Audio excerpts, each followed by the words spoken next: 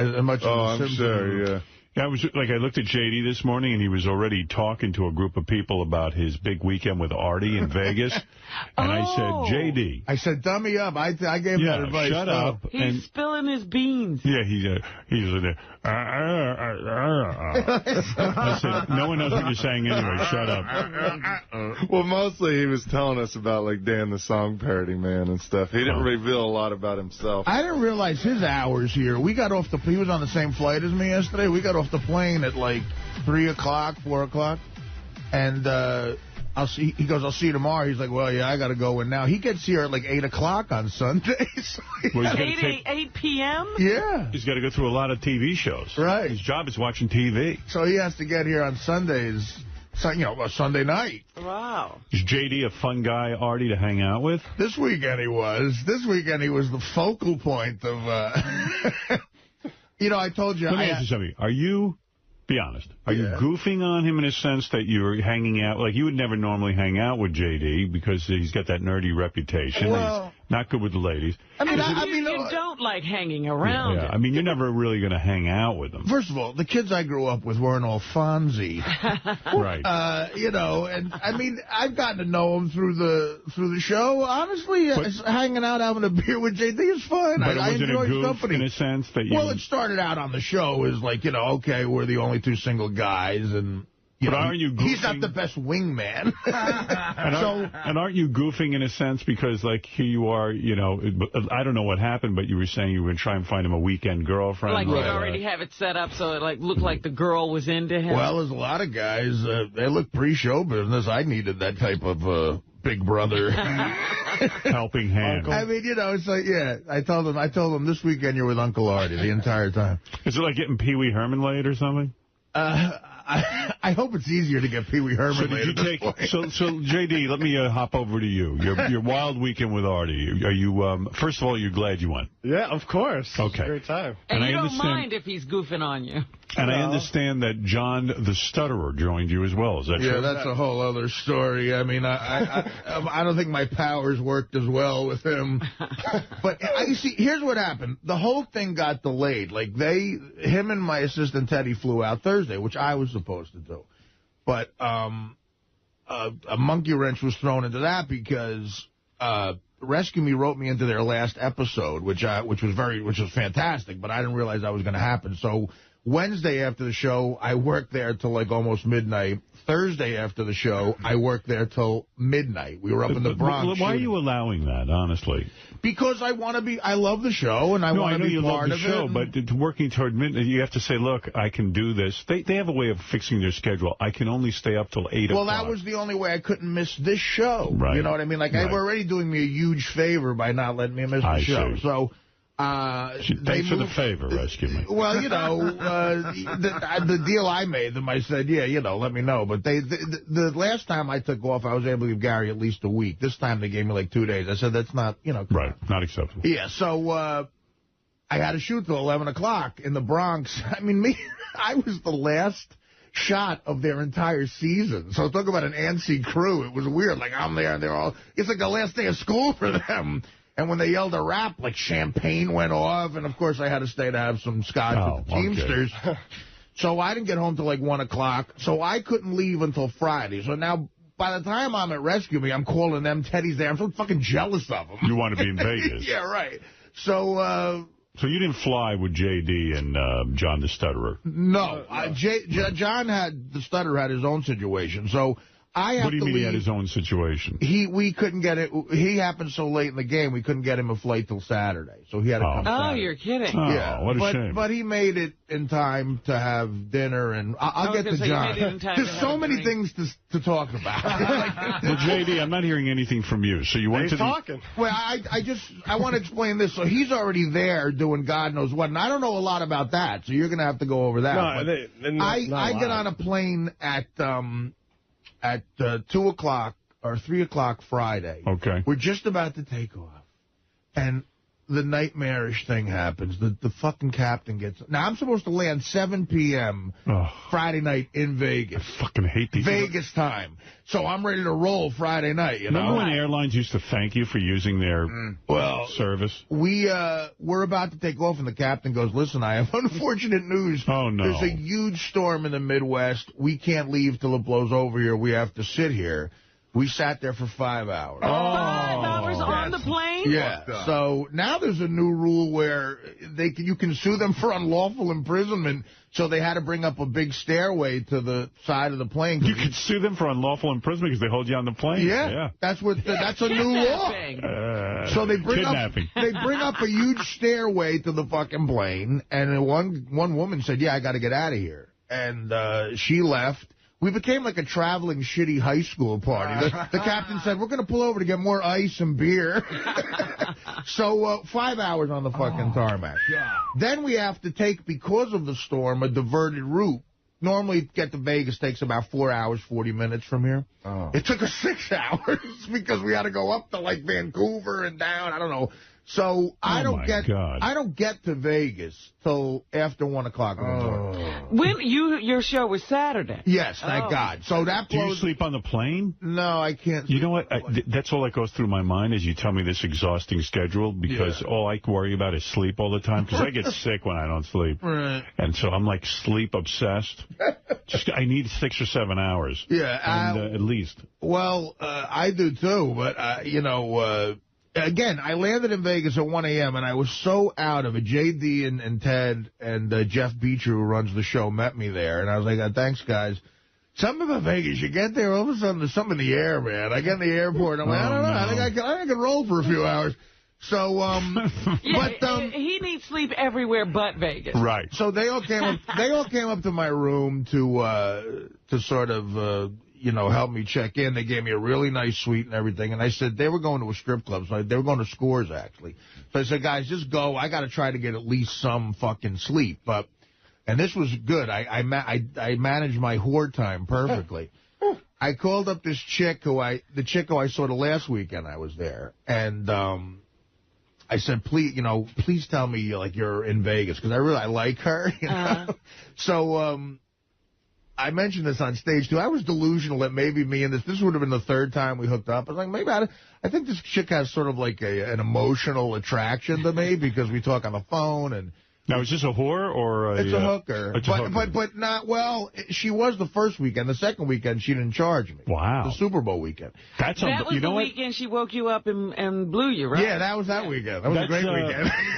That's real love. If a hooker doesn't charge you... So this was like, so she doesn't charge me the last time. I think, when you say she doesn't charge you, was it a visit to your room, or did you take her to dinner? No, full visit to the room. Right. But did you take her to dinner first? No. The Super Bowl weekend, she just came right to my room. And she said to you, Artie, I'm not charging you. It wasn't like that blunt, but she was like, she just came up and she just never, we rolled around and she just never charged me. Wow. So, and she also has a kid. It's like a long story. But you were generous. Yeah, you mean you paid her whatever you thought? No, we went and had a nice, dinner and everything like that. You did? The same thing you do with a regular broad. Okay. Wow, look at you, Casanova. It was a late-night thing, but, and that was at the Luxor, like one of those huge MGM Grand. Can't believe the whore didn't charge you. So listen to what happens. So I think, again, I don't know, maybe this chick really likes me, which is... I knew a kid who actually did that once. He banged the whore so good that she, like, converted. Converted to what? A regular person. She went back to human. Could you marry a whore? Like, could you be in a relationship with a whore? I don't think so. Yeah. I don't think I could marry one. You lived with one. What, for like a week, 2 weeks. And now it's 2 weeks. She needed a place to stay in Like LA. that kid from the Wonder Years, who was in here with Scott Baio? Yeah. Jason Hervey, who said he married a porno star. And, we were looking at some of her... graphic titles, like hardcore. Anal Girls or whatever the hell. I don't know what the titles were, but one of them involved anal. And he was wincing the whole time. But I'm like, you know what, dude? You married her. Well, now he won't call her a whore. Porn people are they're not whores. I know he's not calling her a whore, but she's a porn But there's a difference, I guess. I would have a trouble with a porno star because I'd be embarrassed. I don't think I could ever marry. Okay, go ahead. So Is she good looking? I bet you this whore is good looking. Oh, she's very, very hot. What does she cost if she charges She's the one I told you looks like she looks like a mini little Jenny McCarthy. Wow. No, Nicole Eggert she looks like. Oh. Yeah, well, Jenny and Nicole. I say more like Nicole Eggert she looks like. What does she charge when she's in full charge mode? Or could she get a couple of grand? The first time I saw her, I gave her $3,000 for the weekend. Right. Oh, wow. So, anyway, Man. so I'm thinking she's got, like, some sort of emotional attachment to me, right? Like, I was like, you can't make it. How's your kid, everything like that. She goes, yeah, I'm sorry, I can't get in there. And then she goes, but I have a friend who will fuck you. Oh, so she doesn't care about you. She goes, I have a friend who will fuck you? And I'm like, oh, God, I thought we had something. I guess not. No referral service? I said, really? She goes, yeah, I told my friend about you.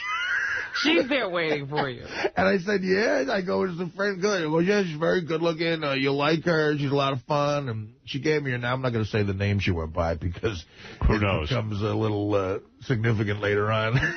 My legs aren't open right now, but the whore down the block is. So I said, when can she be here? And she said, well, when do you want her there? And I said, well, I got to sleep. Can she get here tomorrow, like noon? And she's like, yeah. So There's a close sign on my pussy, but my friend is open. Right. So I go to sleep. And the next day, I wake up with a call from this broad. And she came over to my room. Now, she was brunette. She had, like, those Bo Derek type braids? Yeah, which I thought was kind of hot and, big fake tits. Really? And, blonde? Bo Derek, no, That's brunette. Bo Derek braids? Like, in 10. But that's so retro. Yeah, I mean, that's real old school. I don't know. I didn't get into the, fashion of her. I didn't whole head. I didn't get like with that dude who just starts wrecking people's wardrobes. Oh, you're awful. What are you doing? Wait a second. The whole head was braided? Like. Or just a few little braids? No, like around, almost like the Cleopatra beads in thing. it and all that shit? Yeah. And did she have the fake contact lenses changing her eye color? What were you doing? I don't know. I couldn't tell you the color of her eyes. Black chicks do the braid thing. I'm surprised it's a white chick? Yeah. Yeah. Well, I don't know. She could have had some non-whiteness in her. Right. She had a little tan, but I don't know. I thought she was good looking, and she had, a nice ass and the big tits and everything. It's awful funny to me. So you know this one girl and you want to call her. She's not available. You're okay just, Well, I don't want to go looking. Who cares? I don't want to go asking. Then I have to ask people, you know what I mean? Or just take my chances of trying to. I was in Vegas. I wanted to fucking get laid. Okay. Because again, I don't know, I was like extra horny and stuff. And so she was like, this girl will come by. So I was like, fuck it, I'll take a referral. This is what happened. There was nothing sad in this for you? I mean, I don't mean to get all homo on you. It was all happiness, man. Really? Like, yeah. Oh, wow, I'm fucking some chick for money and stuff, and I could do better than I've this. done it before. We've had this discussion. I know, I'm just thinking maybe it changed you a little. Huh? How much does this one cost? She wanted $1,000. But I was all right. You think she gives that first whore a commission? Like, does she, go, hey... Yeah, you get 10% for referrals? That guy was a referral. Not my you business. Don't know. $1,000, huh? It's none of my business. But she's super hot, like a real hot chick. Well, she's like at least an 8.5, I'd say. Like a body, like a real... You know what she had? Again, she had the fake tits, which were nice.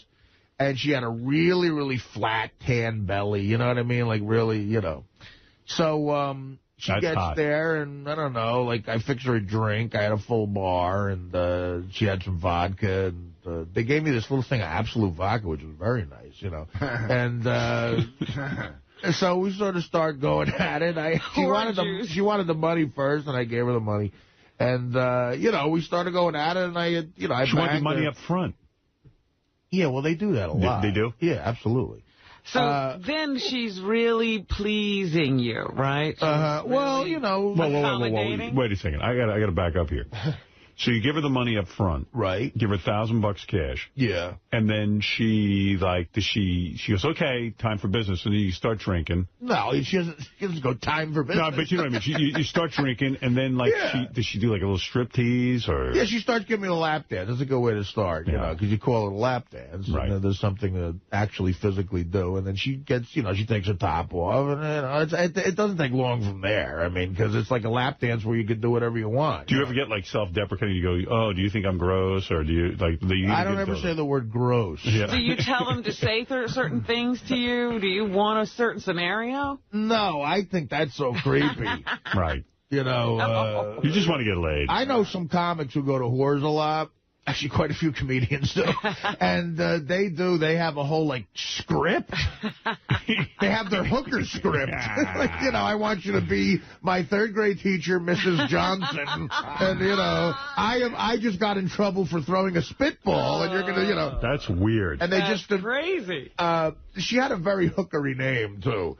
Like Firestorm or... You know, and a hookery name. Right. So, we have, you know, sex, and...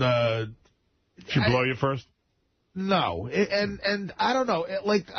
She was hot and everything, but there was something, I don't know. I just wasn't as into this chick as I have been with other that's what chicks. I was wondering. I mean, could you really have the same good time that you were thinking of having? It was a little weird. I don't know. It was, I don't know. I know what you mean. Like, I think I had to sleep till 7 p.m. is what I should have done. But. In other words, you wouldn't call her again. Yeah. Now, meanwhile, you know, I had friends coming in from Jersey. Everybody was down at the pool while all this was going on. They had a big cabana. You know, that Hard Rock pool is the most insane scene ever. And they're all down there having a good time. Teddy thought I was dead. Oh. He kept calling the room. He even went up to the room and knocked on the door. Why is he calling the room? You fucking haven't slept in 2 days. Tell Teddy to calm the fuck down. I know. The knocking at the door was really annoying. But it was a big enough suite to where I was in the other room. And then finally, like after we banged once, we just sort of lay there and I just went to sleep. And did she leave? No, she sleeps there. She rolled him. So at 7 o'clock... She fell asleep, too. Yeah, we both sleeping in the bed, which was all right. You know, creepy. I sort of miss having a chick to sleep. It's nice having a nice, soft woman to, like, lay there with. I fell asleep. Don't mind it's a total stranger. No, I mean, it's a little like... to rub a hole. It's a little like falling asleep with Beetlejuice in the room. If Beetlejuice had really nice fake tits. Right. So finally, the phone keeps ringing at 7 o'clock. Or a little before 7, I answer, and it's Teddy, and he's, like, right outside my door, and Teddy's like, he goes, oh, I thought this was the trip. Thank God you're up. I'm like, what do you mean I thought this was the trip? He goes, I thought this was the trip where, you know, you were going to be dead. I'm like, you know, what are you, preparing your CNN speech, you know, you little jerk-off? He wants to be the one who finds you. He's not letting you sleep. I can see him like, I tried everything with that man. I used CPR. I tried to get him into counseling. So, he's waking you up every minute. Right. Well, I mean, look, I told him if I wasn't by the pool at 7 o'clock, I had Nobu reservations. Now I have to host like 8 fucking people because then John the Stutter is coming in. So anyway, I get up and I finally have to start getting motivated, and I try to give the old heave-ho to El Horo. Yeah, Bo Derek. And now, Bo Derek seems to be entrenched, huh? Well, she gets him on the cell phone, and now she starts making all these crazy mystery hooker calls, I call them. She's talking to this guy, talking to some other guy, you know. She kept saying the same name, a guy's name. So Hoderick is... Hoderick. Whatever. So... he's hanging out. And then she had Coke. They all have Coke. Oh. And... you know, and I keep saying, I said, listen, I can't do any cocaine. She's like, come on. She started getting really annoying. She woke up, the second she woke up, she fixed a drink. And I'm like, you know what, I think you have more problems than I do. Why do you think she wants you to do coke with her? Does she want to roll you for more money? Or I don't know. Well, that would mean we'd go probably the whole weekend. You know? Right. She'd get 1,000 again. So she goes and she goes in the other bathroom. There's another bathroom in the other side of the suite. And she keeps doing coke. I'm like, you don't have to excuse yourself in the bathroom. I'm like, I'm the only one here. Yeah, it's not a club. I'm clearly fine with it. It's Artie's room. So the entire 1,000 she made off you probably goes right up her nose anyway. Well, that's probably the sad truth, Howard. Yeah. Right, that's how they keep in the business. So So she's being really annoying. She's like, no, I want to come. Where are you having dinner? I'm like, I don't know. I got to have dinner with friends. She's like, well, are you having dinner in the hotel? I'm like, no, I'm not. She goes, yes, you are. I'm like, no, I'm not. What do you give a shit? You know, so you're now, a whore. And so now I'm sort of like, you know that thing that you pay them to leave? Right. I'm like, I paid you, leave. Already. Did you just say that? There was too much time in between the money transaction. No, we start getting into a crazy, stupid, retarded argument. Oh, you're arguing with a hooker? Yeah, now I'm arguing with her. As if we're dating. This isn't Pretty Woman. But this is what she says. She goes, my friend, she doesn't even know who I am. She goes, my friend told me you were famous. I'm going to call the National Enquirer. Oh, stop it, Artie. And I go, honey, let me tell you something, first of all. But then she got a good one on me. I go, you're not sleeping with George Clooney. She goes, I know. And she rolled her eyes. This is a whore from hell. And I went... What, Artie, was she kidding around when she said she's calling the National Enquirer? No, she was absolutely serious. Like, coked out, crazy hooker You mean theory. she was saying, if you don't take me to... She was doing hooker logic. She wanted to hang. I guess, you know. You know, probably the girlfriend you had called told her he likes to hang out. He'll keep you for the weekend. Right. Well, yeah. She was blackmailing you. Well, listen, so she says to me... what a cunt. She says to me... you know, I want to hang out with you, blah, blah, blah. And I'm like, when she said the National Enquirer thing, I mean, it was almost funny. And I said, look. Here, I'll give you the number. If you called up the National Enquirer. I'd like to see you get me in there. If you called up the National Enquirer and say, I just fucked Artie Lang, they're going to go, first of all, unless you said Jessica Lang, we're hanging up. Yeah, right. Yeah, they're not looking for you. So I make that, like, joke that I thought was kind of funny. And then she went, who's Jessica Lang? And I'm like, I don't want to explain the joke to you. Wow, I can't believe, like, she said to you, hey, I want to hang with you, and if you don't hang with me, I'm calling the National Enquirer? Yeah. So now I said, what the fuck? So I said, listen, you just have to get out of it. I have to go work. I have to do shit. So she's like, what do you do? I'm not even telling her I'm doing a show in the fucking... I'm not telling her I'm doing a show, you know. But first of all, she was so blind. My picture was up every 2 feet. You know, if she just had any common sense, you could see I was working there. But that was your skinny picture. So finally I said, listen, yeah, actually... She didn't recognize you. Maybe she didn't recognize you. She's not, she's not a whore, she's a detective. And I don't know... the whore detective. I don't know if the other one might have told her my full name, but anyway... I said, look, just take another couple $100 and get the fuck out of here. Go play. I said, what do you like to play? She goes, I play craps. Like, you know. I said, go play craps. And just get the fuck out of here. So we're yelling. You said, get the fuck out of here. Yeah, yelling. I'm yelling at her. So she takes it, and she takes the money. I think I gave her like $300. And she goes out the door, just slams the door. So now, I run over to, I called Teddy, who's down in Nobu with him. With JD. And 7 other people. I still got a shower. I go, listen, I'm running late. I said, you got to help me. I said, this fucking hooker, I don't know where the fuck she's going to go. I explained what she looks like, and Teddy's like, all right, what do I do? I go, just don't let her into Nobu. I told her she had the braids and everything. I was like, she's running around crazy, like crazy hooker. So I guess Teddy enlisted, what did he say? He enlisted you to help? Because when I shower, I run down, and then I see Teddy and JD outside. Like, you know. He just told me the story, and we just had to keep a lookout for you. So you know what, they're looking for Artie's girl. That's good, because I got a feeling like JD's so out of it in Vegas and not, feeling like an outcast. It gave him something to do. Well, he was gave him a mission. He was on a secret spy mission. He was on a mission. I'm on a secret spy mission. So important. I feel like I got something to do. I'm going to look out for Artie's whore. So here's where help out my friend Artie. Here's where the weekend. And what would JD say? Here's where the weekend gets great. But wait, what would JD say to the whore?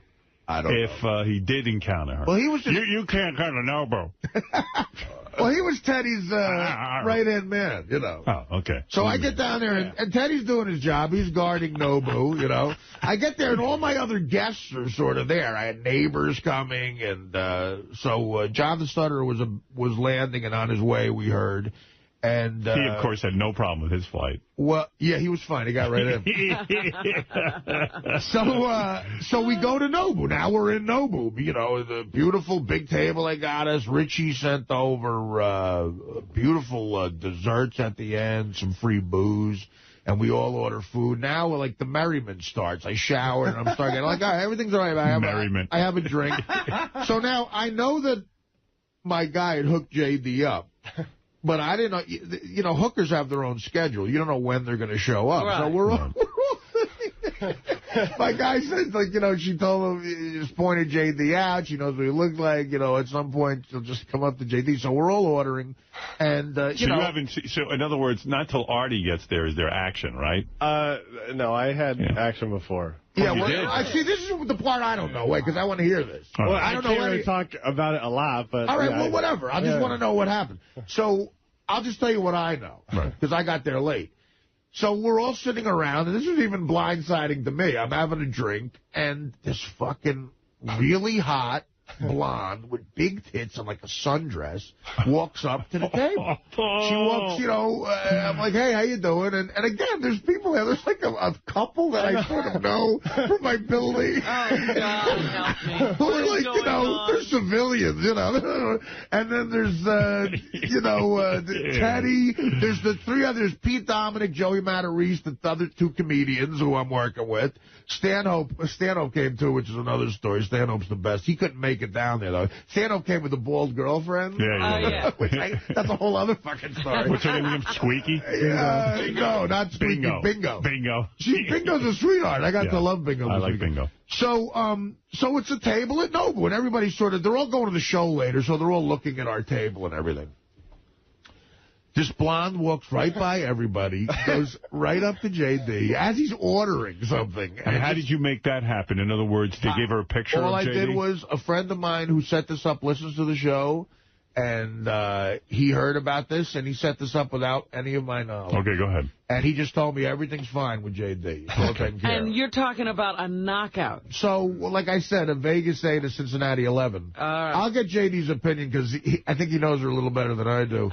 But she walked over and, like, really nice breasts, tan, blonde, a little bit older, but not much older, maybe in the mid-30s range. Okay. I don't know. But really, like, hot body, nice legs. What she look like? I'm going to say she looked a little, she reminded me a little bit of Nicole Brown Simpson, like the blonde that O.J., in that vein. All right. The blonde that O.J. beheaded. So this one had a head, Yeah, right? this one had a head now. Too bad. So she walks over and just like, she was good, man, just focused on J.D. with laser beams. And so my buddy's like kicking me, going, "What is he doing? Just tell her to walk away. They're having a conversation. What is he, a homo?" But it's exciting for them to actually talk to a human being. I'm like, no. So JD's sort of like, he goes, "Well, I'm at Artie's dinner here in Nobu. I don't want to be disrespectful." Now he's taking her phone number. I see JD getting her number. And I'm like, "You're not being disrespectful to me. What am I didn't come here to have sushi with you. I don't give a shit." So after all that, the chick wouldn't stop. So she just, it's so like everybody's just looking at it. I know. Everybody in the restaurant, we're in the corner. Oh, my And then, God. they probably heard the show, what I'm trying to do. This chick just gets up. Her and JD just walk away. They were gone. I want to be kind. They were gone for about 18 minutes. Does JD realize Does JD realize at this point that this is his fault? Oh, yeah. Absolutely. I mean, everybody did. Right. Everybody did. So what happened? Where'd you go? So we became so immature. After they leave, like, me and my friends were high-five. We were like we were 12th grade idiots. And, we were just laughing. It was funny. Way to pick up a girl, JD. So, she picked me up. She didn't say a word to anyone else in the room. She went right to him and was talking to him. Wow. And she did her job. Yeah. And then they left, so they leave, and then, so I don't know what happened. 18 minutes and you're back at the table? Because I wouldn't even let him. Why don't you have some fun with her? What happened? It was probably a half an hour. He claims it was a half an hour. I just didn't know. It was so weird. Like, I didn't want to interrupt the dinner, and I didn't want to, be like... dinner? I didn't want to be like the douche that left the dinner to... I don't know. It was you are weird. A douche, but that's not the reason. No, you're not the douche that left the dinner. You didn't want to be the douche who left the dinner. The chick was there. Who cares about dinner? Dinner didn't even come yet. We just had drinks. We were ordering. JD's like, oh, great. I'm here a whole time. I finally get dinner, and then my hooker shows up. And I don't know how to order. Like, I didn't take you there to buy you Nobu. No, I could do that here. You want the dinner, I guess. I'm just trying to be... No, he was trying to be. He was trying to be other people. Artie needs me. So good. So I didn't even let him give me the full details because I want to know now. What happened? Give us your wild time. What happened? Well, it was short. I'm not... Were you way attracted to this chick? Oh, so hot. She was hot, right? She was hot. The one thing I did notice, like... In between, she was hotter than the chick I banged. In her cleavage... She had a tattoo of a $sign, like right in between her boobs. True love. In case you forget for a second that she's a whore. Was her ass just like a credit card machine? You slide the card. It had a slot.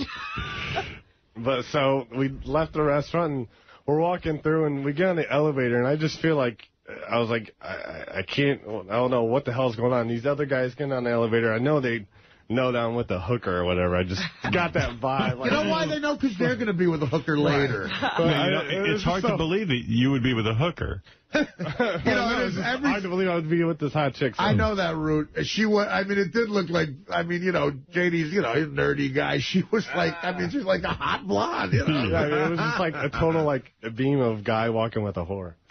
So every security guy looks at you. Yeah, it could have been your sister. People don't know. So who was these guys were just people who were staying at the hotel. We were just on the elevator and it stopped and you go up to your luxurious Hard Rock suite paid for. Yes, we go in and she started taking her clothes off. And did she say anything to you? Yeah. What'd you talk about in the elevator? Did she say anything to you like, God, do I love crystal meth so much? No. Actually, I was trying to get her to just come out with, the real deal. Like, I knew she wasn't, that big of a fan or anything. Fan? You didn't even know she found out who me and you were. I know, exactly. So, what is he talking about? What do you mean you're trying to find out what the real deal is? No, I just don't like fake situations or whatever. It's all based on that. Let the kid talk. I know, but that's just... That was annoying me. I didn't know about this. But no, it wasn't... I mean, it was fine. I kept up with it. What did you want her to say? Yeah, what did you talk to her about? What did you say to her to get I found out where she was from and stuff and whatever. I've had those conversations. What you wanted, you wanted to have some... a real conversation, nothing based in, fake bullshit. Right. Whatever. So what happened? So what was the conversation? She wasn't Let me hear. into conversing with you? Was she like, I know you must be... I'm not sure. Are you in that movie Napoleon Dynamite? Yeah. This whole thing went so fast. I don't... So what minute of the 18 minutes are we into? 9 minutes so far? Or is it 2 minutes? I'm busting his bull. Some people claimed it was 14, 15 minutes. It might have been a half an hour. So you don't like fake bullshit. In other words, you wanted to get some reality out. So you said, where are you from? Yeah, whatever. What's your real name? Whatever. No, I didn't get that far. Tell me what you asked her. I'm curious. I just where she was from and you didn't ask if she lived here or whatnot. No. If what? If she lived in the area and stuff. And you live around here? Yeah, and what did she say? Did she have an iPhone? Yeah, she said she works around the strip. Well, she sure funny.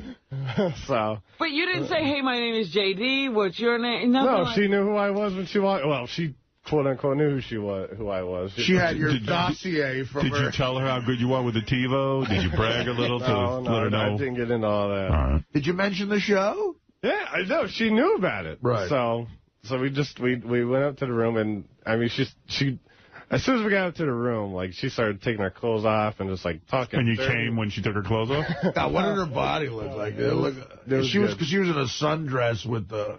Yeah, she was hot. Yeah. She was hot. Yeah. It was perfect? But she was talking dirty, perfect JD? enough, yeah. She was talking dirty? Yes. What'd she say? Just she would, just talk dirty, I'll take my tits and rub it on your cock. Something like that. Boy, you didn't get that, Artie. Well, I mean, I sort of did, but the chick I was with was good looking, but this chick was way hotter than my bro.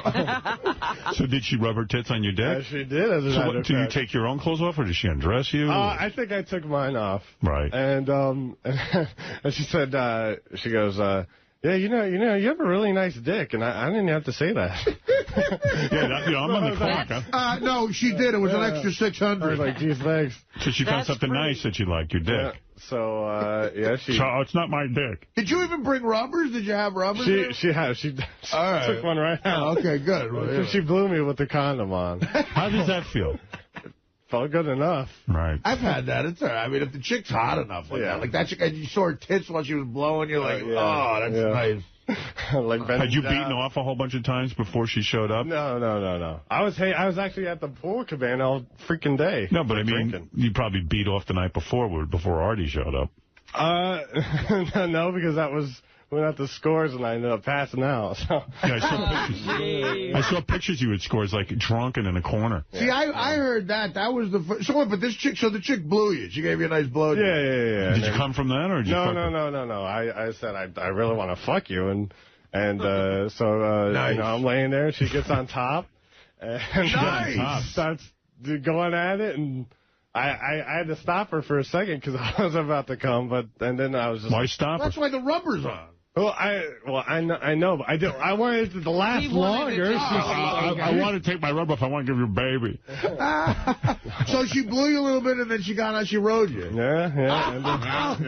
Thank you. She was worth it. And I was just like, I had to go, so I just fucking went for it and came and went for it. That was that. I'm going to go ahead and go for it. Did you apologize afterwards and say to her, I'm sorry I didn't make you come? No. No, you didn't care. No.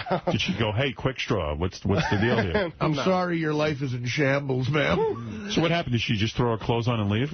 No, she actually went to the bathroom. She like did the whole like washcloth and wiped me off a little bit. Oh, she cleaned you up. Yeah. And, wow. Nice chick. And she cleaned herself off. And then she left. We both got dressed and went back down. See, now I am Did you take her down to Nobu? No, she left. No, she... Boy, you couldn't get rid of yours. I know, dude, that's what I was worried about. You have better whore etiquette. I know, but this chick was a pro. He got a pro, man, because she just, did her deal. And now I'm jealous that she rode you, because I'd love to see that body. She had such a nice body with... Is there any shot that she would have stayed and done you again, or I don't know. You didn't want to be. I just was confused about the whole situation. It sounded like that's what she had was contracted for, and JD didn't know how to extend the contract. Yeah, you're like a nerdy Charlie Sheen. Well, we could have. I mean, I don't know. I mean, the problem was, see, I didn't get there on time. Then it became real hectic. Yeah. Now we're on the time constraint. So he came back, and it was so funny. When he came back, everybody was laughing. He had to walk back to the table. Big cum stain on his pants. What kind of look did he have on his face? I'm still coming a little bit. No, but, dude, that's even better than I thought it would have been. That's fantastic. Anyway, have a napkin. I got to dab myself down. I still have a drip edge. Good for you. Leaking. Thank you. You got a little bit of a blowy and nice, very nice. That was it? That was your whole interaction with women for the whole weekend? No, I saw someone that I had talked to previously. Who's this? Just a girl that emailed me and... Well, what are you talking about? Where did you see a girl? You had a girl talking to you? Who wasn't a whore? He said he had something set up. Just like with someone that lives out on the West Coast, but... Is she a whore? No, but... Porno star? No. What did she do? Strip? No. Honestly, I don't even know what she does, but she just... Way to go. She has other people involved with her life. I can't really talk about that all that much. Her parole officer? Oh, she's a married woman? Not married. Oh, she got a boyfriend. Yeah. So you met some... Yeah. So you have a complicated situation going. Yeah. You're in love with a married woman. No. This was just like a one-time thing, and it was fine. And if I'm ever out there again... What do you mean? You called her up? Was this before Artie got there? No, yeah, this is before Artie so what happened? You were there Thursday night and basically almost all of Friday night without me. Except for like Friday. Oh, yeah? Yeah. She couldn't help herself? She needed to bang you even though she has a boyfriend? Yeah. You're her go-to stud. So wait a second. Where'd you meet this chick? She actually emailed me because, like, my email's on the website, and because she heard I was coming out to Vegas or whatever. And she emailed you and said, hey, if you want to hook up? Yeah, I mean, she emailed me pictures and stuff. You had never had contact with her before, and she heard you were going to Vegas, and she emailed you? Yeah, and then and she had a MySpace, and I saw like everybody. So. And you liked the way she looked? Yes. You got photos? I want to see the pictures. I'll show you later. You don't have a picture of the hooker, do you? No. Yeah, I guess you wouldn't allow that. She'll take some pictures. She probably wouldn't. Get your phone out. I guess you wouldn't allow that. But anyway, so then the weekend just got to be fantastic. It'd be funny if you go to JD's house and like he has his arm around some chick. Who's that? Oh, that's my hooker from Vegas. Yeah. That'd be cool. Like you have like a family photo album. I have pictures of a couple of whores I've been with. Since you've been home, have you beaten off to the hooker like in your head? I was home for like a couple hours yesterday. And do you think about her a lot though? No, not really. Like if I'm out in Vegas, I wouldn't mind seeing her again, but... What do you think she cost? I wonder what the deal was. I don't know. I don't even want to... Guy never told me. Guy never told me. I don't know. The guy wouldn't accept anything from me. So I don't know what anything was, but... So you got laid before this chick showed up? Yes. So when was that? Thursday night or Friday? Friday. Nice. So she shows up, and what happens? We just, hung out for... Where did you see her? Where did she come by the pool? No. She came by the hotel. Yeah. And came right up to your room? No, we hung out downstairs for a little bit. Where? Did you take her and get something to eat? At the bar. You hung out at the bar with her? Yeah. And that was the first time you talked to her, or you talked to her on the phone before that? We had talked on the phone a little bit. What are you wearing? What do you wear when you show up to these? Aren't you in the same clothes? My board shorts. Not from yesterday. I might have been wearing shorts. I was probably wearing shorts. Shorts? It's like a T-shirt. I mean, it looks a lot like that. So, like, she shows up and she's like, hey, I like the way you look, JD. And we were talking and we headed up and... You said, hey, let's go up to my room? Or she said it? Well, it was more of like a mutual thing or whatever. We're just so this was like, you knew this was a sure thing? Yeah. Wow. Nice. She flew to Vegas or she lives in Vegas? She sort of drove. She drove. She drove? Yes. From where? L.A.? Somewhere on the West Coast. Okay. You had a 2-girl Vegas weekend. Wow. Yes. Sweet. So she drove all the way so she could bang you? Yeah. And so after how many drinks do you go up to the room? Just a couple. It wasn't long. And then she said, hey, I want to go up to the room. Let's hang out upstairs. Yeah. This is Thursday night? Wow. No, Friday. And you go upstairs. Is she? What number is she? An 8, a 7? What is she? 8 at least. Really? Is she hotter than the one from Nobu? She's natural, so I would say so no. Yes. No, I would say she's that hot. I mean, I like the way she looks, so So anyway, you go up to the room. What happens there? And we just, we started making out, and one thing led to another. You brushed your teeth, or you forgot again? Yes, I brushed my teeth, Howard. You look very clean, very George Hamilton-ish. Put that film off those teeth. Can you imagine somebody driving somewhere to bang JD? It was like salmon going upstairs. Thanks, Robin. Thank you. Is she like a huge super fan? Did you have to talk about the show? She is a super fan. Right. She's got to call in. Oh, my goodness. We'll disguise her voice. Did you use a rubber on this chick? Yes. You brought it or she had it? I had one. I was going to say, I should have told you. I hope you would have known that, to sort of rub her up for the... No, Boy, you got laid more times this weekend than you have your entire life, almost. Hardy, har. Is she in a porn website? Is she? No. Does she want to be on the show? Is that what's going on? No. She doesn't even want me talking about it. So she starts to take her clot's off in the room? We were making out, and we were taking each other's clothes off. Are you part of some sort of crazy scavenger hunt she's involved in? What's she wearing, like little panties and stuff? She was just wearing, jeans and, sort of like a I don't know, like a halter top, wow. I think. Nice body? Yeah. Big titties? Yeah, like C, wow. CD. Real or fake? What color was Real. her hair? Real. She's a brunette. No shit. So you had a blonde and a brunette. A blonde and brunette weekend. You motherfucker. And you telling me... No redhead? So she takes off all her clothes and then she blows you? Yeah, and... Did she blow you with a rubber or without it? Without. Wow. And you sure she was a girl? Yes. You fucked her. Who cares at this point? And it wasn't in her ass. Some of those trannies can hide their penises. No, I inspected her. You did. You took her, yeah. I took a good look. How would you know for sure, really? No shit. So, and then, how many times she bang you? We just did once. How long did you last on that one? That couldn't have been very long. Probably. Well, we did a couple of positions, so. Oh, really? Yeah. What positions did you do? It's like I was on top, and then actually I went to doggy, and then she got on top for a second. Wow. And, look at this fucking guy. She got on top, huh? And did she seem satisfied? Yes, Robin. Who cares? Fine. Who gives a rat's hell? Did she rock your world or what? Yeah. They both did. I got my world rocked. Are you having feelings for the? I know for the whore you're not, but no. Because I know the deal. So I know the deal with everyone. What's the deal? Maybe she'll dump the boyfriend. Her life is like on the West Coast, so. You need someone on this side of the continent. I know. Nobody from here drives anywhere for you. No. They won't even get on a subway. Look at you, Casanova.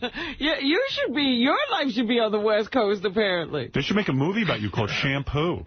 If I lived in Vegas, girls. well, I got recognized a lot in Vegas. Yeah, Vegas were big over there. They loved you. Well, because then at the end, then he came back. We had a really beautiful meal. Nice post-coming meal for J.D. It's creepy knowing a guy just came. I was going to say, yeah, can you eat I would do it. It was creepy knowing everyone knew I just... Well, I mean, that was the funny thing. The walk, I mean, everybody knew what was going on. I would have stayed in my room the rest of the night. There was even a guy backstage at the Artie show who was at Noble and goes, yeah, me and everyone at the tables around us knew what was going on. I was like, oh, geez, thanks. Because everybody was like, as I was leaving, everybody was giving me like the thumbs up. Like, yeah, I think he's all right. I think I taken care of him. What did your neighbors ask him when he got back? They were being very polite. Yeah. They would have been nice. They were sitting by me. They didn't really bring it up. It would have been nice if the girl, like, kind of visited you in your room and then put on that display in front of Nobu. Well, dude, I'll take it any way I can get it. So right. I didn't know she was going to do that, but that was so much funnier, though. Just for the story. Be a part of it. So, What about you? Any more horrors for the weekend? Or that was it. Well, what happened was, so then now, that started a night where we just stayed up all night and then went to the plane. We finished eating at Nobu, got a little lit there, and then backstage they had a whole big setup for us, or like a pre-party. Mm-hmm. And which was great. Now, did you gamble? I didn't get any chance to. Wow, Artie. The real cool thing was it ended up being great because John the Stutterer got there. John got us at Nobu. I got a glimpse into his living hell. What do you mean? I said, John, do you want something to eat? And he tries to answer you on a yes/no question. I'm just going, no. And he goes, no. So I said, what do you want to drink? And it took him, 10 minutes to say regular Coke? And he has to say regular Coke. He wants to say Coke. Right, he has to say regular Coke. And, again, it was just, the guys... He could write it down if he didn't want to be a pain in the ass. I guess, but he wouldn't eat anything, he wouldn't drink any alcohol, and he just... He doesn't drink alcohol, that guy? What? He's on medication. He's on so much stuff. He is on so much stuff, so... So what? He sat there. It's almost like, I hope I die. My one big failure for the weekend was I didn't have enough time. I couldn't get him abroad. Unless he somehow got it on his own. Well, you couldn't get him a girl? I couldn't work it, no. I don't know when he was getting there. What do you mean you couldn't work it? I don't know when he was getting there. I didn't have enough time to work it out. You were busy. But, yeah. I had too. But... it worked out to where, you got a free trip out there, you got the room, and what they did was, after my show, the club there, Body English, they were like, look, if you come here and take some pictures and everything, they gave me like $5,000 in chips. Wow. And so I was able to pass that wealth around a little bit. I gave J.D. like $500. I gave John the Stutterer like $500. Wow. And I'm like, you don't have to gamble it. Just pocket it if you want. I think, right. Did those guys gamble? I don't know what happened to John the Stutterer. He came by the show. The crowd was amazing. The first thing I said was, I have an announcement. J.D. has gotten laid. And the place went nuts. That's funny. And then at the end of the show, I brought John the Stutterer out. It was so fucking... It was like 2,000 Fred Narses torturing him. He tried to say that, and everyone was going, I was like a simultaneous, like the beginning of Crazy Train. And the show was amazing. They were a great crowd. And then but an interesting thing happened for a little self-esteem booster for me. Nice. Before I leave, remember a couple of months ago we had a Winfred's Money chick on? She got naked. She was with a guy who she dated, and they swung out in California. She brought chicks into the mix. And I don't remember, but yeah. She had a really, really nice body. And I remember, I was fawning over her body. It's one of the chicks I started to get $20,000 to bang, all that shit. So at the time, she goes, you flat out asked her on the air, would you have sex with Artie? And she said, he'd have to lose 100 pounds.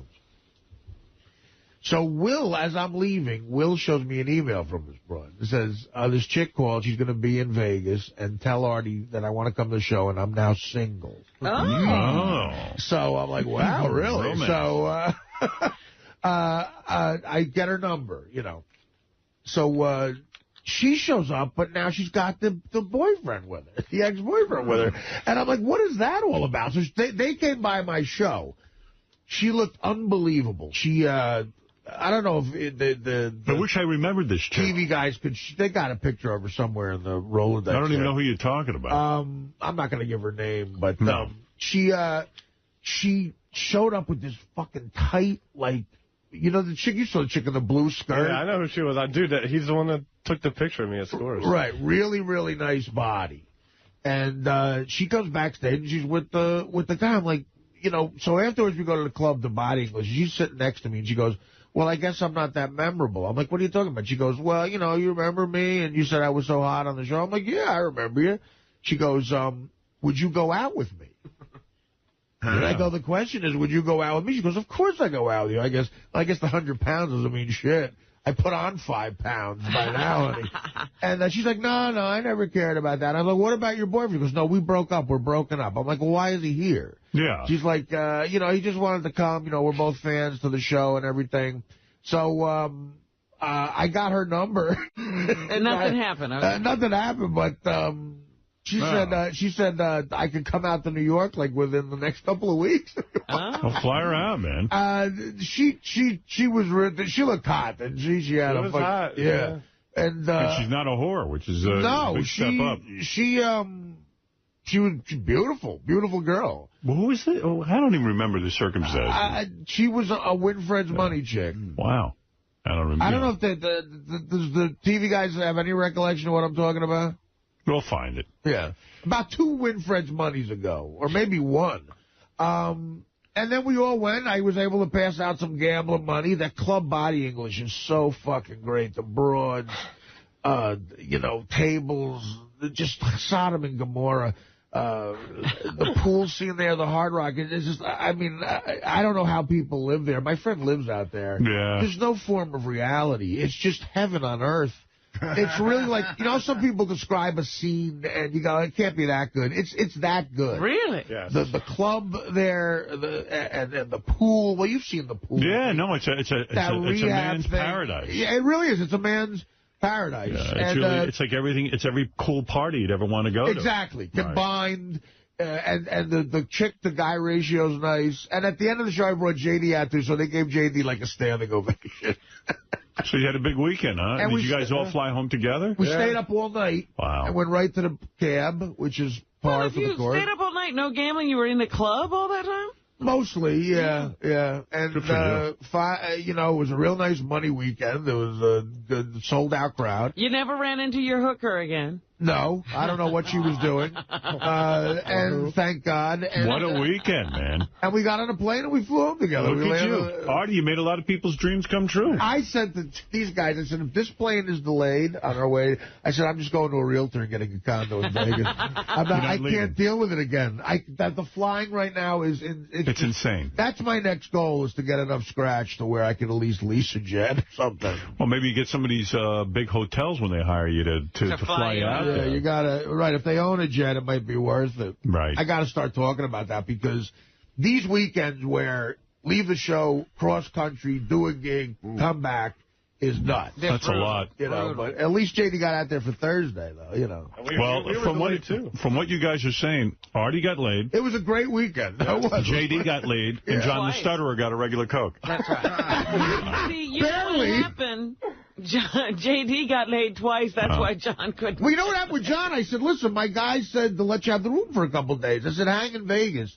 And then he said, he goes, I have to get back to work, too. I guess he's doing a show tonight or something? Yeah. He's doing a radio show. Is it tonight?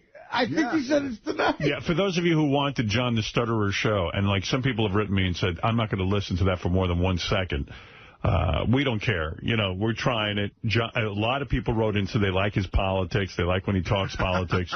And if he does a political show for an hour, we'll listen. And we're going to give it to you tonight. And if you don't like it, well, there's certainly many other choices. So we never worry. We never stress out. We try different experiments. I think it's going to be funny. And again, I got a little glimpse into his living hell. And then we got into a funny conversation we checked into the airport. And we were sitting at a diner in the airport in Vegas eating. Who would you rather be? Okay, interesting answer here. Who would you rather be, Jeff Currow or John the Stutterer? I would rather be John the Stutterer, and I'll tell you why. Okay. John the Stutterer could do something about his stutter. They do have some That's hope what I there. thought.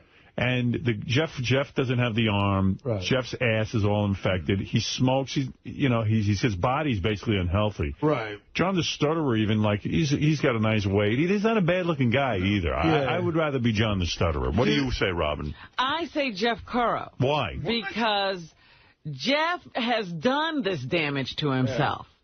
Yeah. But I mean, you're him now. You know, it's all been I have done. to live through the Right, I it's have not to like live you're with the damaged body? Right, you're him now. But maybe Robin could repair his body, is what she's saying. That she'd be Robin inside of there, trapped How inside about of Nicole Bass or John the Stutterer? I'd rather be John the Stutterer. Nicole has it tough because she's a man-woman. You know, she looks like a dude. And I mean, yeah, could he be a man and be Nicole Bass? right. I don't know if I want to be we saw Nicole Bass look-alike at the diner in Vegas. Oh, my God. I don't know how women do that to themselves. I mean, she was, you could see if she was thinner, she would have been a nice body, tan. But she's just bulked up like a fucking, football player. Yeah. But this was one of those weekends, where I actually said, mission accomplished. Yeah. No, you did good. You know what?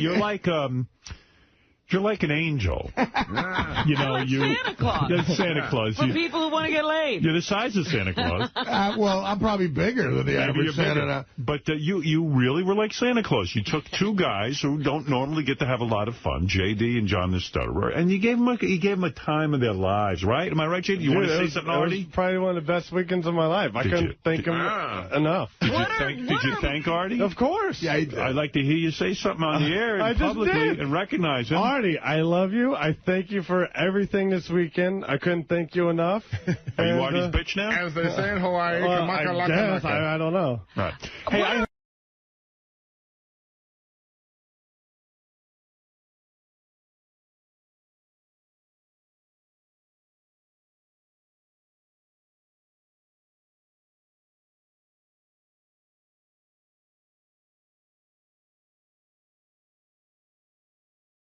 three guys should get together, but it seemed like an accident.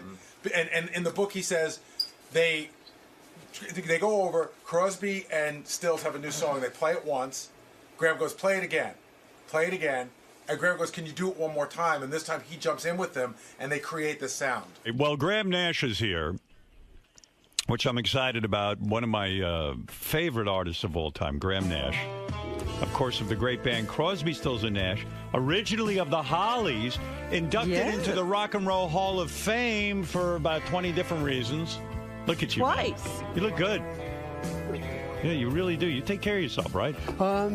No, it's really easy to look like a peacock when you're standing next to two turkeys. Well, yes, but, it's funny. When I even see Neil Young now, he's put on a tremendous amount of weight. Really? I think so. I saw Neil a week ago. He didn't look. He looked heavy to me. Well, as we get older, I mean, look at you. You look great too. I mean, No, I'm trying to keep the weight down. You keep. How the old weight are you down. now? 40? 40. Oh. Yeah. You're so 40. flattering. And what are you like? 43, I read. Yeah, just over. 43 and a half. Does it kill you getting older? Honestly, I mean, it literally does kill you. But it's not for the faint-hearted, Howard, as you well know. No. When you wake up with aches and pains, things drop off and things grow that you never even knew. When you were writing your book, all right, because Graham has put out a new book, Graham Nash, and we're going to talk about it today, but when you were writing your book and you go back and you sort of look at your archives and you look at all the pictures of you guys when you were young, isn't it? It's like looking at a different person, right? And it's terrifying. That's the one thing about celebrity that I'm not crazy about is seeing myself from a young kid to grow into this, gray-haired man here. Because, I'm always shocked when I look at the old Crosby, Stills, and Nash pictures and I see, David Crosby was this shockingly good-looking guy. I mean, he's gotten out of shape. Age has not been kind. But the voice is still there, right? Crosby's singing his ass off, kid. He's lucky he can. I mean, that's right. He's a survivor. That's right. Well, I think the average lifespan for a liver transplant is like 15 years. Right. He's already and 18 how many years is 18 and going. Wow, that's remarkable. I'm thinking about the Crosby, Stills, and Nash and your new book because you write about the history, and I always love that. And I love talking music with musicians and how you wrote certain songs. Right. So I'm excited that you're here today, especially with your guitar. And, I was thinking all the way back to, the Hollies. When you were in there, and you started to write music, and you started to get experimental with your music. That's why you left the Hollies. They were being mean to you. No, they weren't really being mean. They were just content. They were content to have every single go into the top 10. When you wrote this song, the Hollies were like, "Yeah, that's too experimental." King Midas in reverse. King Midas in reverse. You wrote this, you brought it to the Hollies, and you said, "Let's do this." And they said, "Dude, we just want to write hits. What is this?" Yes. Was that the last straw for you? Were you like, "That's it, I'm done"? Yeah. You knew it. Well, a couple of things happened. That, they didn't want to do that. I'd actually written Marrakesh Express, and somewhere in the bowels of EMI, Abbey Road, there's a track of the Hollies doing Marrakesh, and it sucks.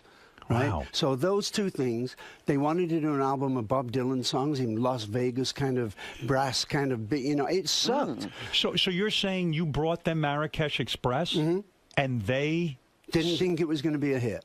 Oh, my God. One of the biggest hits for Crosby, Stills, and Nash. Correct. And you just, did that stick in your craw? And one day when you finally were set up with Crosby, Stills, and Nash, you brought it to them and you said, "Look, guys, let's do this." And they were probably like, "Yeah, this is it. Let's do it." That's why I'm so bonded to Crosby, because he saved my ass. Because when you refuse to record what we consider to be decent songs, it shakes you to your core as a musician, as an artist. You think, I must be wrong. If they're not doing it, I must be. But then Crosby said, "Come over here." I can't imagine how many people's spirits were crushed by someone saying no. I feel like that about my early career in radio. So many people say no, and I'm amazed that I just kind of knew to keep going. And you leaving the Hollies is not a very secure kind of thing. That was a big deal. It was a big deal, except for one thing, Howard. Yeah. I had heard me and David and Stephen sing. Was that at Joni Mitchell's house? It was indeed, in her living room, yes. All right, so you guys got together. You were in the Hollies. Crosby was in, what band was he in at that point? I think he'd just been thrown out of the Byrds. He was thrown out of the Byrds. You were all sort of outcasts of different bands. That's right. And Stephen, I wasn't so out.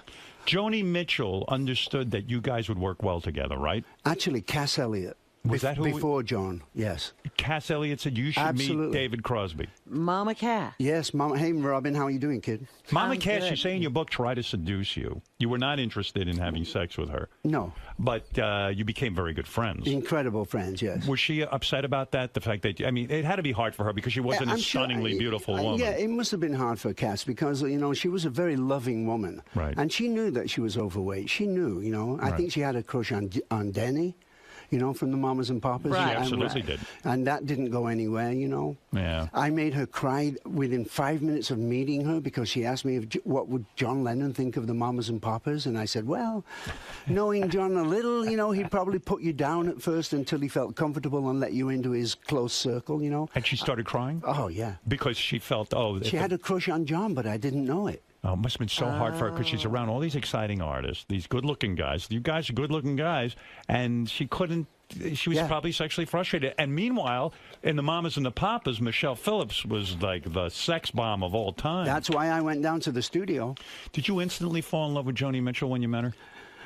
I'm afraid I have to say yes. Yeah. It was an astounding moment. She's some artist, huh?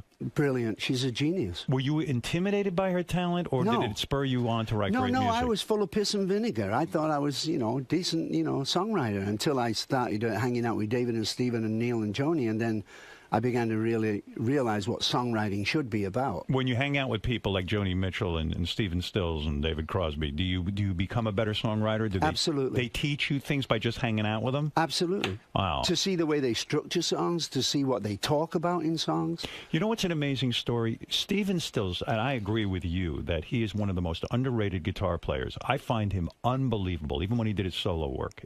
Tremendous guitar solos and all that stuff. Yes. But Joni Mitchell wrote the song Woodstock. Indeed. She was upset, right, that she didn't get to go to Woodstock. Well, she was supposed to go. Right. But she also, Woodstock finished on the Sunday. She was supposed to do the Dick Cavett show on Monday, and it was a very important TV show for her biggest entry into TV world, right? Right, yeah. But then when 20,000 people are coming, 50,000 people are coming, 100,000 people are coming, 500,000 people are coming, Elliot and Geffen didn't think she'd be able to get out of there to do the TV show. And they were worried about that. Oh, of course. And that killed her. Kept her there. So that killed her, and she decided, that's it, I'm writing this song, Woodstock. But getting to my point about Stephen Stills, when he heard the song, yes, he said, Joan, can I use that song? Well, of course, she said. Because but can I change it? And he turned it into the great rock and roll song that it is. he really did. Stephen Stills heard this song and knew how to arrange it to make it a hit. And Absolutely. that's genius, isn't it? It is. Even he took someone else's song. That's and right. this is one of the best Crosby, Stills, and Nash songs of all time, I think. I love How when does Joni Joni does it. feel about it? Joni must have loved it. I think she did because, I mean, Yeah. you know, it took her song, which was like a dark, purpley kind of song, and Right. turned it into a balls-out rock and roll song. So you're saying that when you were with the Hollies, they stifled your creativity. Mama Cass introduces you to Crosby. Crosby. You and Crosby vibe immediately. Indeed. Do you just go off somewhere and play together? How does this vibe No, we occur? didn't actually. We didn't actually. Crosby called me one day and he said, "Come on, I want you to go up to my friend Peter Torp's house." Peter was, of course, in the Monkees and a very, very great, you know, social kind of guy. Was Peter Tork a good musician? Or was it just the Monkees? That's a good, well, No. compared to what? I mean, were any of those guys, I've heard people say Michael Nesmith. He just gave good parties. Yeah, right. So Tork had good parties. That's right. And you guys were up for a party. Yeah, and Crosby and I went up there and we opened up the door of the house, and of course this incredible cloud of smoke comes out of the front door. Right. And there's this kid pounding the shit out of the piano. And I'm trying to listen to this kid because it's great. And Crosby's nattering at me, and I say, "Wait a second, I want to hear this kid." He goes, "If you'll just shut up, that's who I want to introduce you to. His name is Stephen Stills." Oh, wow. And Stills, what was he doing at that point? The Buffalo Springfield had broken up. Oh, I see. So he was free. He was free. Agent. Yeah. So much of this depends on timing, right? Because once you get into a band and a record deal and all that, with different record companies. Yeah. Right. So that's when the three of you said, "Hey, let's sit down and maybe write a few songs together, see if we can do that." Is that when you played in Marrakesh Express? No. No? What happened is I came from London to Los Angeles to be with Joni. Right. And David and Stephen were at dinner. And after dinner and smoking a big one, you know, David says to Stephen, "Hey, play Willie that song." And so they sang "You Don't Have to Cry," which is a great Stephen Stills song. Right. They did it two-part. I said, "Wow, incredible song. Do me a favor, sing it one more time." They looked at each other, kind of shrugged, and sang it one more time. They got to the end, and I said, "Okay, bear with me. One more time." I had my harmony down. I had the words remembered. Whatever vocal sound Crosby, Stills, and Nash has was born in 40 seconds. Wow. That's crazy. Crazy, right? Yeah, it's unbelievable. So you guys meet, and there was some sort of story in your book about that you auditioned, in a way, for... Who Yes. was it? Who did you audition Well, for? we had this apartment in London on Moscow Road where we were rehearsing the first record. And we were good. We could play that entire first record on a couple of acoustic guitars and 3 voices. Wow. We were pretty damn good. You were well rehearsed. Absolutely. Yeah. And George Harrison and Peter Asher came over. We kind of wanted to be on Apple. They just signed James Taylor. Yeah. They were an up-and-coming record company. Perfect It was fit. the Beatles. Come Right. on, let's go. Yeah. They didn't like what we did. Peter Asher Wow. And George Harrison. and George Harrison listened to you guys perform that first album. Live in front of their face. And they is that intimidating? We thought we were crazy. We thought, well, maybe we're not this good. But we did the same thing with Paul and Arthur. What did George Harrison say? Like, what did he say to you after? He goes, "Well, it's just not right for Apple." That decision came like 2 days later. They just kind of ummed and ahed and patted us on the head Why and the left. fuck couldn't they get that? I don't know. To this day, I don't know. And then you also played in front of Paul and Arthur. Paul Simon. Yeah, and Art Garfunkel. Same thing. Yeah, Simon and Garfunkel They sat didn't you get it down. either? They had the ability to get you signed to what? Some label, right? Yeah, Columbia. Probably, you know. And you sat down and you played them the first album. Yes. Live. You did a Start to concert. finish. And they didn't get it. Wow. Now, Wow. what was Maybe that? you guys aren't good. That's what we That's thought. what that proves. That's what we thought. And then I thought, well, maybe it's competition or... Oh, that what? would have crushed me.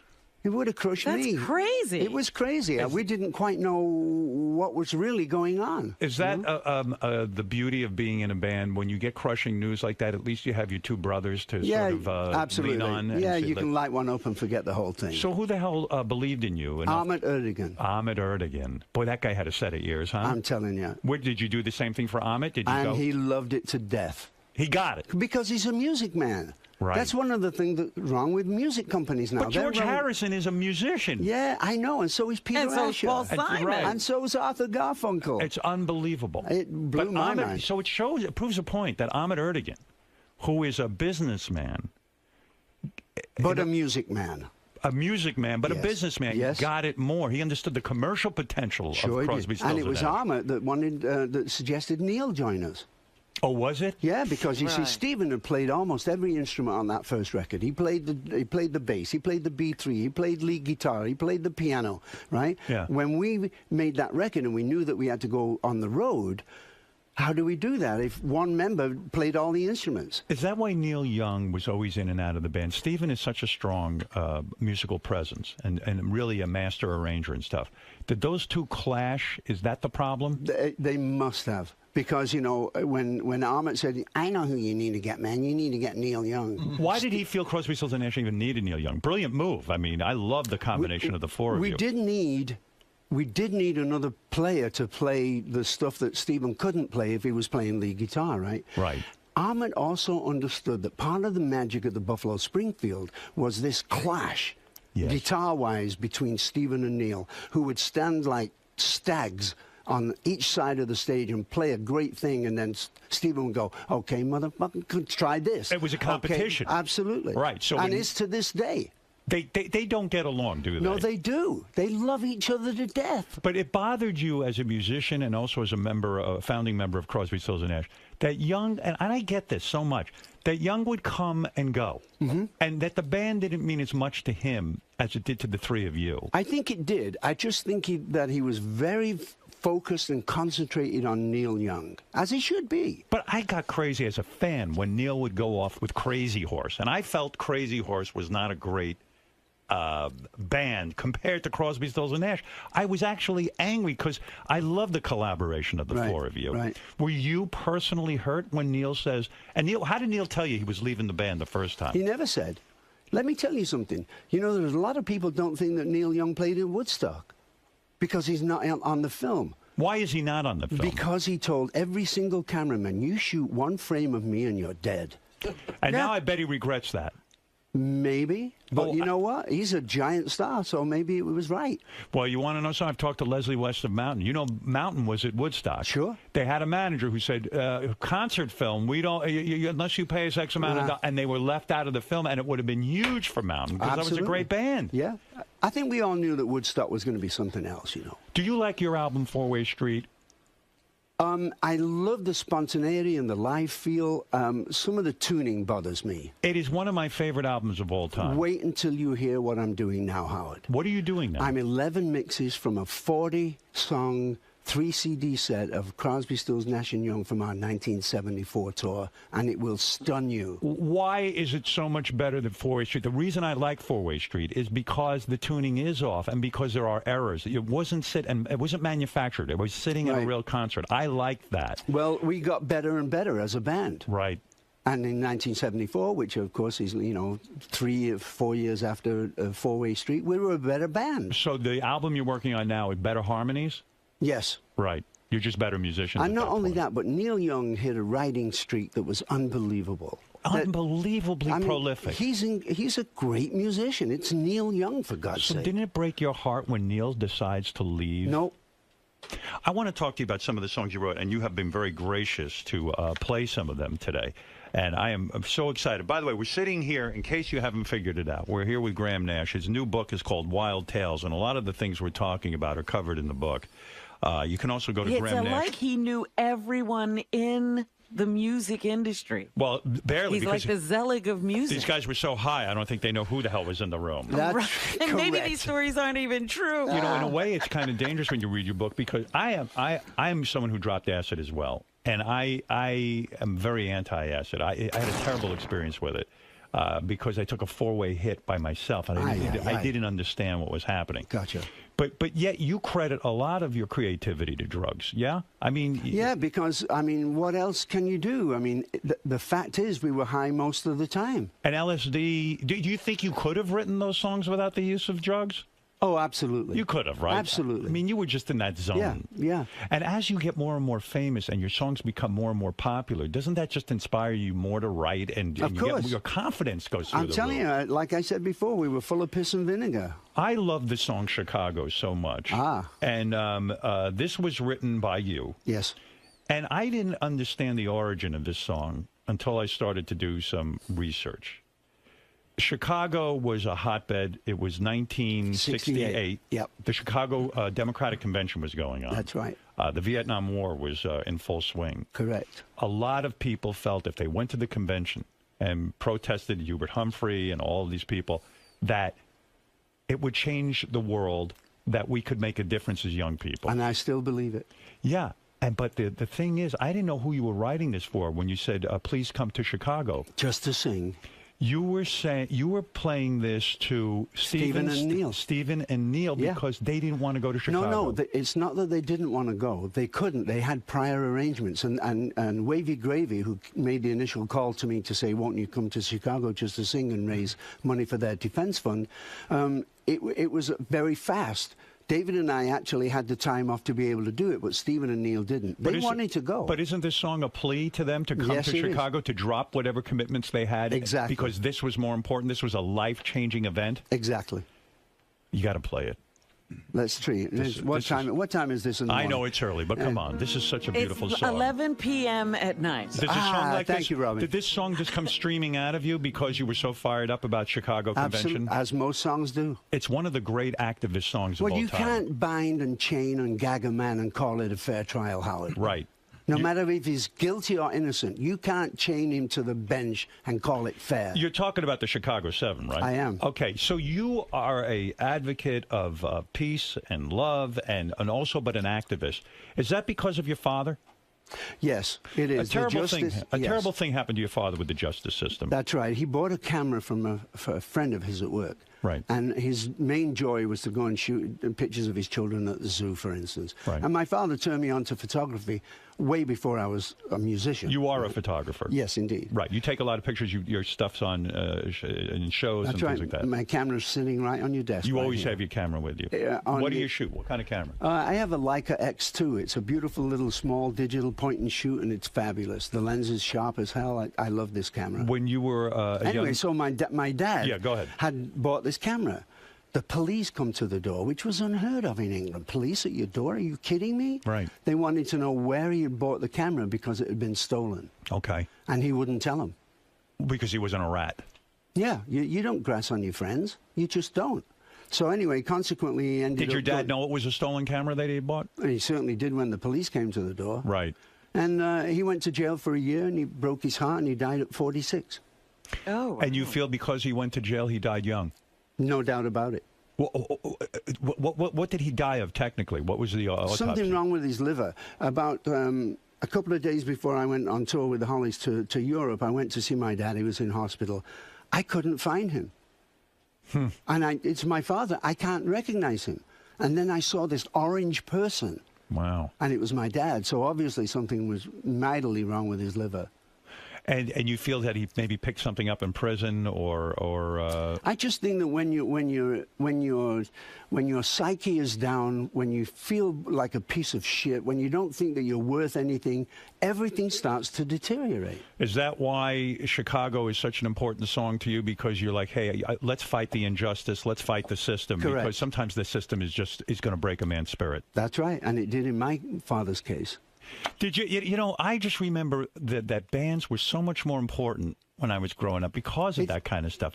You actually got your information, your calling. It's true, but don't forget that we're completely controlled by the media these days. You know it. You're king of media, right? You know that the people that own the world's media, you could probably count on two hands. They don't want protest songs on their airwaves. No. They want us to be sheep and lie down, buy another pair of sneakers and a soft drink and let me rob you. Does that upset you? Yes, it does. Didn't you think when our generation came into power, it was going to be completely different, that things were really going to change and get different? That's true, but we forgot about time.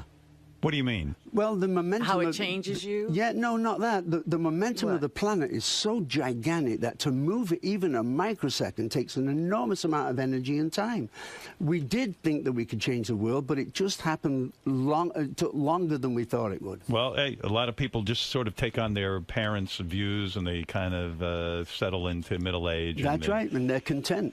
You know, you love the song Ohio, as long as we're talking about activist-type music. You didn't write Ohio. No, Neil Young did. Neil did. But you love that song. Well, I get a call from Crosby. I'm in Los Angeles. Neil and David are up in a place that I had in Pescadero in Northern California. It was a friend's house. Crosby called me. He goes, book the studio right now. Get the band together. Get Halverson, who was our engineer, Bill Halverson. I'm coming down tomorrow. I said, boy, you sound intense. What the hell's going on? What's going on? He said, wait until you hear this song. I said, what is it? He said, it's called Ohio, and Neil wrote it. I said, what happened? He said, I showed Neil a newspaper with you remember that famous John Philo picture of the girl leaning over the dead body? You're talking about at Kent State. At Kent State. One of the students had been shot by a National Guardsman. 4 of them. Yes. We slaughtered our own children. Yes. Right, so here's the story. So he shows Neil this newspaper or this magazine, whatever it was. He said, I saw Neil walk off with his guitar into the woods, and he comes back an hour later with this song, right? Wow. We had Teach Your Children going, it was already in the top 20. It was going towards the top of the charts. Right. We put out Ohio immediately and killed our own single because we thought it was more important to talk about America killing its own children than having a hit record. You're telling me that Neil Young goes off into the woods, an hour later comes out with a fully formed song. Completely done, finished. And Crosby thought the song was so important and so good. He said, come on, guys, let's get together, record this. Immediately. Even at and put it out immediately. And put it out immediately. Ahmet Ertegun was in the studio. So we cut Ohio. It took us about an hour and a half. The whole song was cut in an hour and a half. Oh, yeah. It's a very simple song. No one does that anymore. Well, you know. When Neil goes in the woods and writes that, just from a technical standpoint, how does he come out and present that to you? Just like that. He played that for you on a guitar. On an acoustic guitar, and he said, what are we going to do with it? You don't write this down, the music. In other words, he just keeps it in his head. None of us write music. None of us read music. Right. So so he just goes off and he comes out with that riff, ding, you know, that riff. Isn't that a Neil Young riff? Oh, yeah. Yeah, no kidding. And when you go in the studio and record it in an hour and a half, because it's a band, does Neil make the decision about how it's going to be recorded since he wrote it, or is it a democratic process? It's a slightly democratic process, but he actually leaned on Stephen a lot.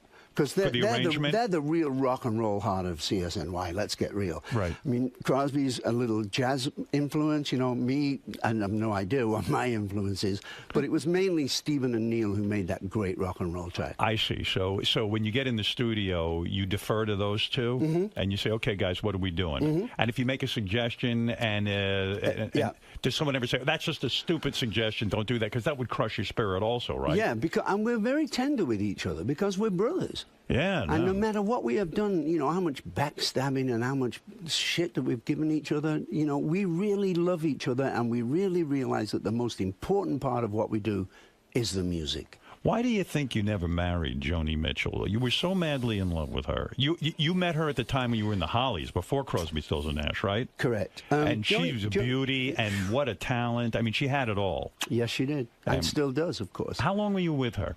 2 years. 2 years. Was it a great love affair? It was a great love affair. You know, I'm a little hesitant to say it, but she was at that time absolutely the love of my life. So why didn't you marry her and create a life with her? I had just gotten divorced from my first wife. I see. And it was a bitter feeling for me, and I didn't know whether I was.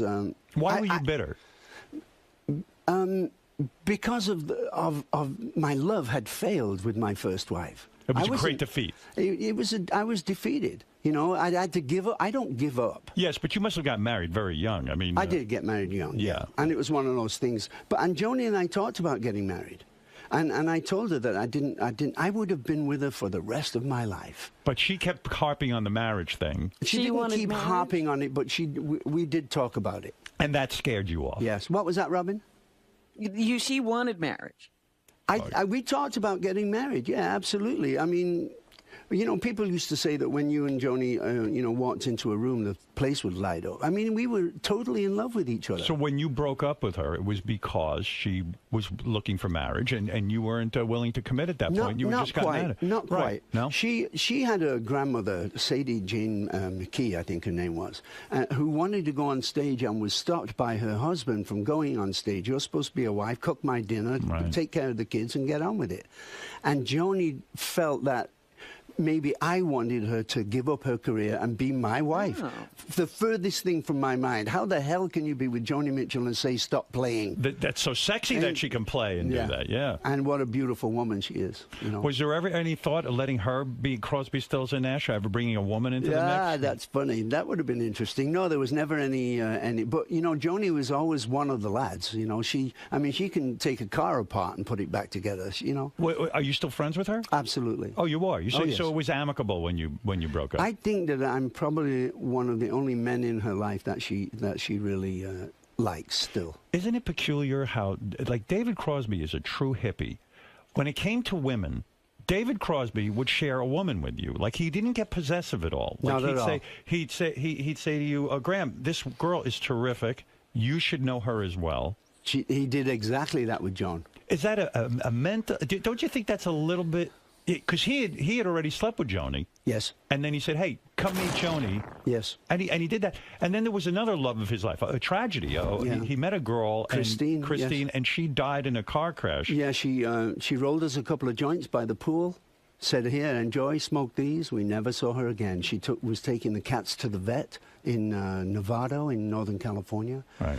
One of the cats jumped into a lap and scratched her. She reached down to take the cat off her lap, veered into a school bus, and was killed instantly. And by the way, they do say with your animals, you shouldn't let them run in the car free. That's Not something cats, we've learned. yeah. They can be dangerous. Put them in a cage. But Yes. but he even that was the love of his life, and he shared her with you, right?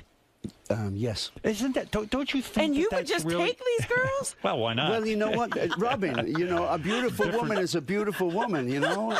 But didn't that ruin the relationship? Not at for all. David? It didn't. was, no, it was, David wouldn't say to you, "Shit, you fucked my girlfriend." No, It's it was not at all. mind-blowing to He's me. not that possessive. But I'm so possessive. I could never share a woman. Yeah, but you're not David Crosby, Howard. Could you share one? Graham, a did woman? you ever share?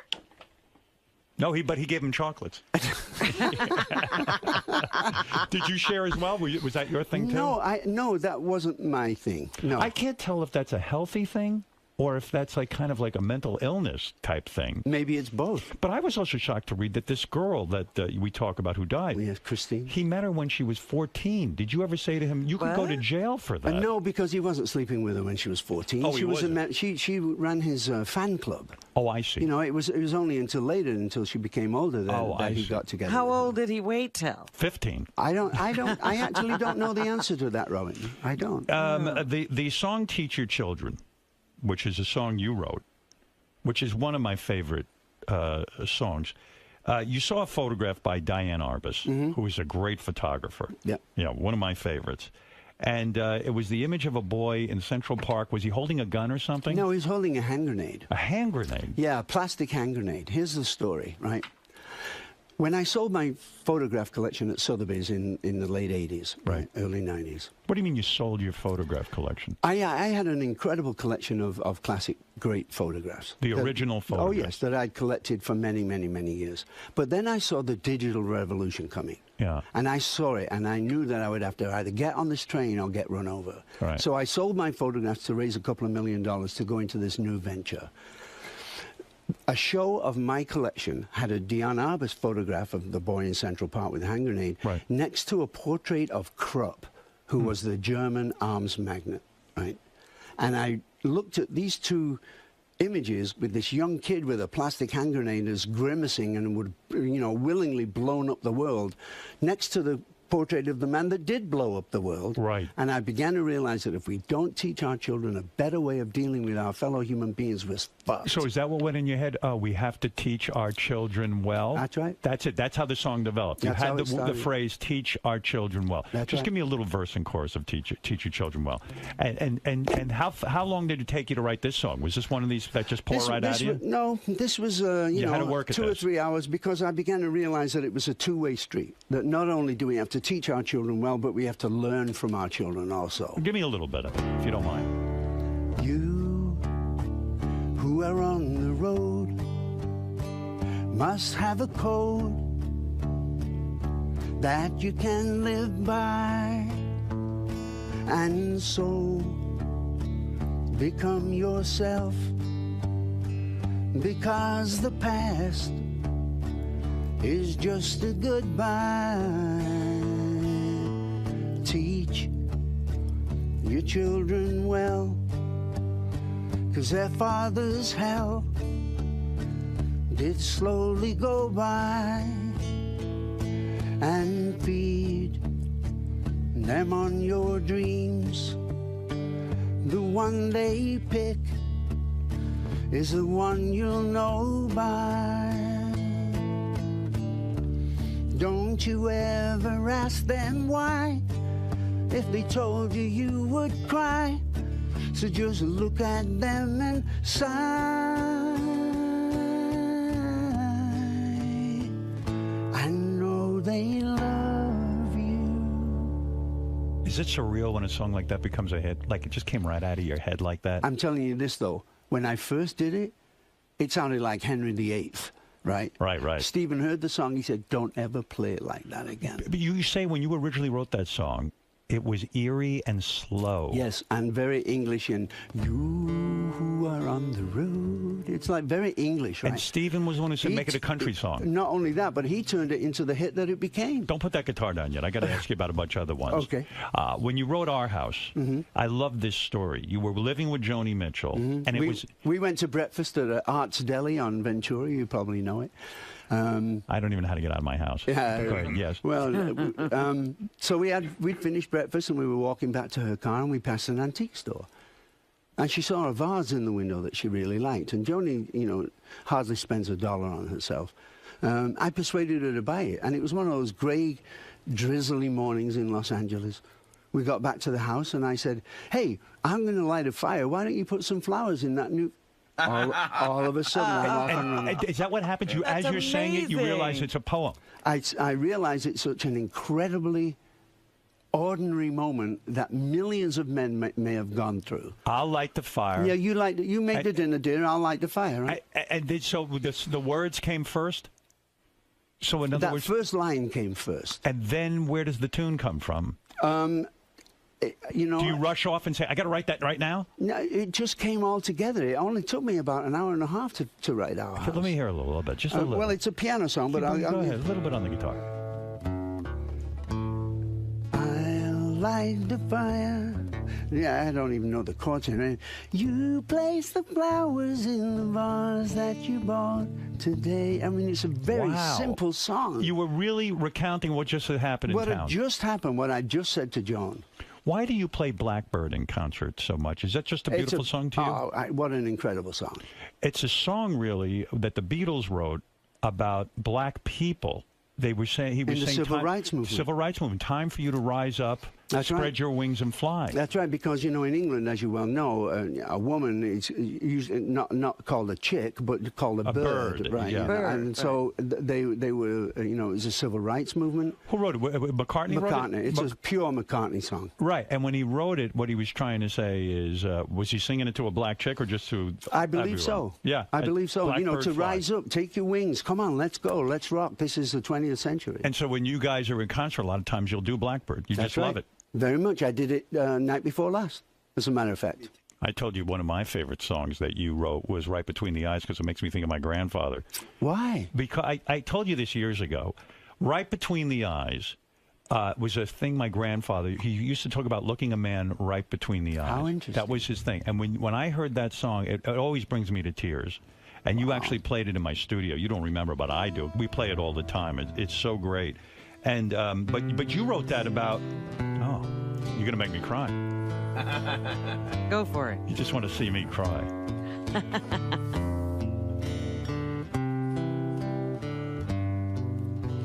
My head is hanging heavy with the thoughts of him in mind.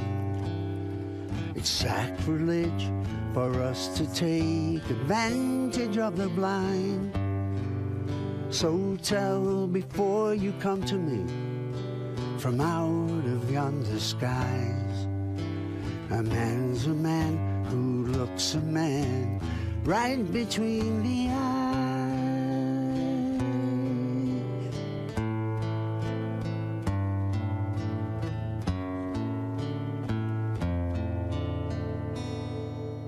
Love that. I'm going to go to bed with you. Oh, my. That was now about a it woman. finally comes out. But Howard Stern, gay. that was a woman. Yeah, come on, let's get crazy. Well, that was about a woman. You were seeing. When a man writes like that, you have to sleep with him. Were you sleeping with a woman who was a friend, Yes. friend's wife? Yes. And that was your confessional song? Yes. Because, in other words, you were saying, I want to look you between the eyes and confess. And tell you what happened. Yeah, they had a breakup in their relationship, and there was like this month-long gap. And I loved this woman. She was a stunning beauty, a white Russian lady, and you know, I had a very short, very satisfying affair with her. But I felt a little guilty, you know, because she was still with John, and that was my confessional song. Yes. I wish I could look you Did he right get between it? the eyes. Did you actually tell your friend? Did you confess to him? I never did. You never did. It's just a song fantasizing about if you could have. That's right. You're sad telling that story. Yeah, I am sad. Oh, you're ashamed of it? No, I just didn't. I don't want to bring pain to anybody. Right. Because don't forget I wrote, and the pain that we could bring to him, I don't think he could beat. Please don't ask me how I know. I've just been up that street, and all the people living there have been silenced by their own lies. A man's a man who looks a man right between the eyes. So what you're saying there is, I didn't have the balls to tell him. Because you know that kind of pain, someone had done that to you? That's right. Wow. Who did that to you? You know, several ladies. They ran off with a guy that... Sure. Yeah. I think every guy that happened to you? Yes. Yeah. Oh, yeah. I'm thinking of someone in particular who did that. Who was like banging my friend, and she thought, oh, she goes, oh, I didn't know I was your girlfriend. I go, I thought you were. I didn't realize. Don't we all go through madness with these women? I mean, that's why I got into rock and roll in the first place. I wanted to get laid, you know. And laid you did, my friend. I'm afraid I did. Yes, you did. What's going on now? You're married, right? I've been married to Susan for 37 years. How's that going? Phenomenal. Haven't shared it with anybody? Nope. You say in the book that you did not want Neil Young in the band originally. Why? We had just created this incredible album with 3-part harmony, right? Yeah. Why would we need a 4th harmony? Right. I didn't, and why would we invite someone to play in our band whom I'd never met? Who pushed so hard? Ahmet for that? Ahmet. And his word goes? I mean... Yes. Ahmet Ertegun was a very smart man. But did Stephen at first fight it too? He fought it. Yeah. What? You want me to go back there again? I just did 2 years with this madman. You want me to go back? But you couldn't force the Beatles to take on a member that they didn't want. Crosby, Stills and Nash was a very successful band. That's right. You could not force 3 guys to take in a 4th. But listen to the stuff that Neil had been writing. Oh, you're not going to get Expecting to Fly, Clancy, all those. You're not going to get songs. an argument from me. I just can't figure out how they forced that all on you. They didn't force it on us. They suggested it. Nobody tells us what to do. Nobody. It's pretty amazing, too, when you go into how drugs almost like really destroyed Crosby, Stills, Nash, and Young. They nearly destroyed Crosby, which nearly destroyed Crosby, Stills, Nash, and Young, yes. Do you think if something had happened to him, that would have been the end? You and Stephen would I would have lost complete heart. Yeah. Crosby's my brother. I love him. Yeah, it's amazing. It's amazing music, amazing career. Thanks, kid. And what did you do when you saw him going downhill? What do you do? I felt pretty guilty, actually, Robin. I'll tell you why. Because one of the joys of Crosby's life was the making of music. And I knew that. And so I kept emphasizing and encouraging that side of him. However, the more music you make, especially in those days, the more money you made, the better drugs you could afford. So I was torn totally between keeping my friend's spirit alive and chancing the fact that he would die. Yeah, it's a tough one. You know, you write about in the book, too, when you first saw Jimi Hendrix. Like, you were at a club with a bunch of heavyweights. It was you guys. Who else was there? John and Paul were there. John and Brian Paul. Jones was there. Brian Jones of the Stones. But I didn't. That's not the first time I saw Jimmy. The first time I saw Jimmy was 1965 at the Soupy Sales Easter Show at the Paramount Theater in New York Square. You are kidding me. Right? Wow. That's crazy. Wait, listen to this. Little Richard is the star of the bill, and we watched him. I mean, he was kick-ass. I mean, Little Richard is phenomenal, right? Great entertainer. One day, after the show, he comes out, he is screaming, "You motherfucker, don't you ever play guitar with your teeth again, you mother..." And it was Jimmy. Great advice. Don't you use those teeth, young man. But then when you were in England, I guess, and all these guys, McCartney's there and Lennon and all that, all these guys who you know, you're all there to what? You had heard about him? Oh, yeah. His reputation. You know, Eric Clapton and particularly Pete Townsend had been spreading the word about this new kid from America, and that you better come and watch this kid because this is something special. It was almost like going to school, right? Yes, for guitar players, yeah. Clapton said that night was so, it was almost detrimental to him. He felt like he wanted to put down his guitar after he saw Jimi Hendrix. Well, thank God he didn't. No, of course not. But it was that mind-blowing. He was that mind-blowing. Why was it so mind-blowing? Because there was an incredible energy.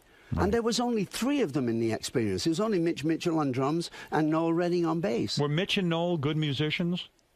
Mitch was an incredible drummer.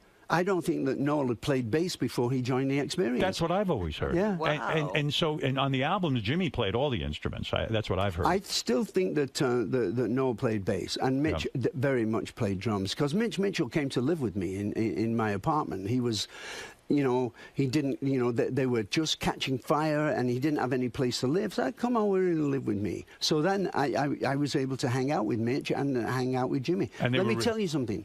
Nobody in the world could beat Jimi Hendrix at Risk. You know the board game Risk? Yeah, Risk, yeah. He'd play Risk on acid. You never stood a chance. What a life you've had. No wonder you had to write a book. Amazing. No, you really have. The book's great, and it does capture a lot of this, but it's almost mind-blowing to think of you guys, all these superstars, sitting in an audience watching Jimi Hendrix. When John Lennon is removed from the earth by this monster, where are you when you hear that word? I was watching Miami. I think I was watching a football game. I was at Susan's house. And then Howard Cosell came on and said, we just got this news flash that John Lennon had been shot. And by the end of the half, he was dead. How well did you know him? I mean, it sounds like you knew all these guys. I mean, I met John November the 19th in 1959.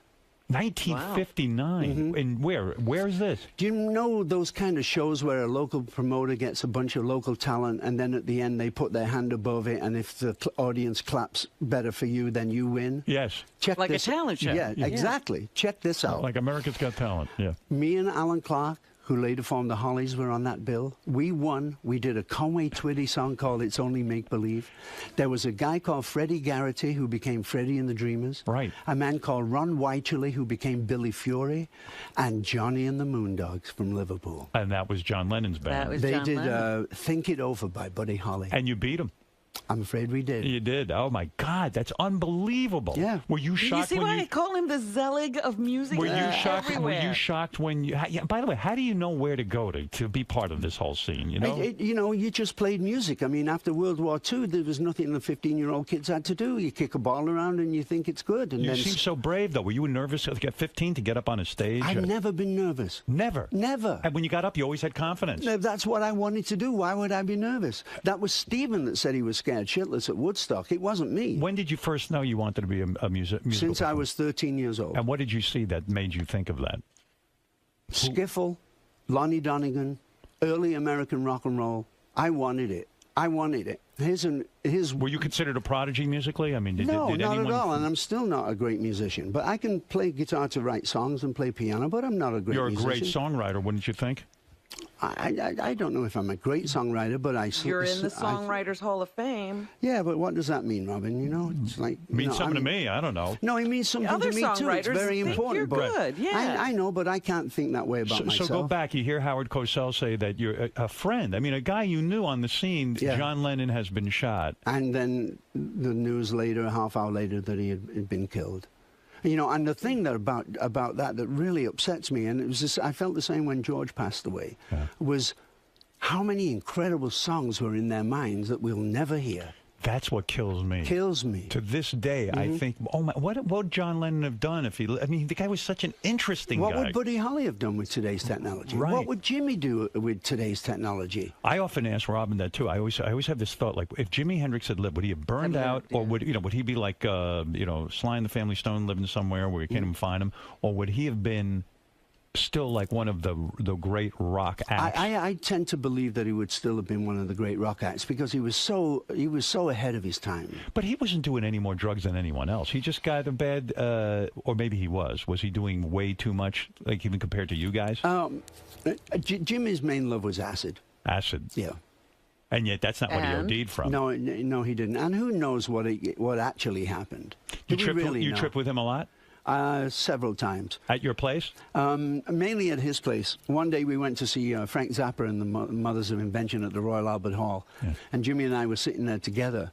And we see Brian Jones up in one of the boxes. And so during the intermission, we go, hey, let's go see if Brian's got anything.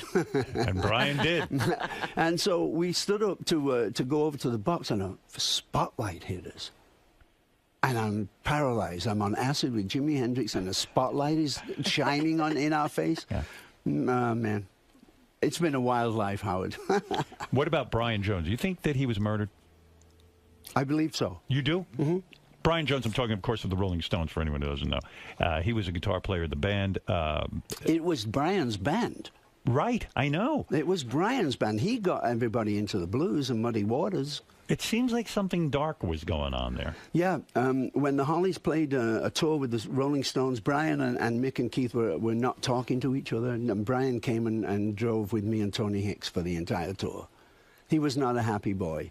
He had seen something that he thought that was pure blues and saw it being turned into some kind of spectacle, and he didn't like that. He was a sad boy at the end. Yeah. But you don't have any clue who might have heard him or... Well, the rumors are it was one of the people that were working on his house that got pissed off because he either didn't pay him enough or he upset him or insulted him or something. But, the heavy rumor around the industry is that he was drowned in his pool. Right. Yeah. Yeah, man, that's so sad. Yes. A lot of but you're saying he didn't like... the way the Stones were going? Yeah, I think, Brian was a purist. He just wanted it to be a blues band, not a shaking your ass, let's get the women band. Yeah, well, 27 years old. You forget how young that guy was. That's right, but Jim Morrison, same. Yeah. Right? Dwayne Did you know Jim? You know what? I did not know Jim. I met him twice, and the last time that I saw him, he bought my television. No kidding. What did you charge him? I was I know exactly, $300. You have an incredible memory for this stuff. You can even mention the year that you saw Jimi Hendrix and all that. Yes. I don't have that kind of... Sure you do. It's all in there, Howard. You just don't choose to remember. Is it hard writing a book and pulling out all those facts? It was fun. It was? Yeah, but the one thing that I'm really pleased about it, I can get on with the rest of my life now. Right, yeah, you got it all out. You dumped it all out. It's like taking a massive dump, that's it. Well, you are unbelievable. You are unbelievable. Well, I love you. Thank you. And I love your music. Unbelievable life. And I want to thank you for all of the great listening. I mean, just this past weekend, I had your music out and was just enjoying it. And it really, what an accomplishment in your life. Thank you, Howard. I'm proud to say I know you. The great Graham Nash has written a book. What does he think of music today? He loves it.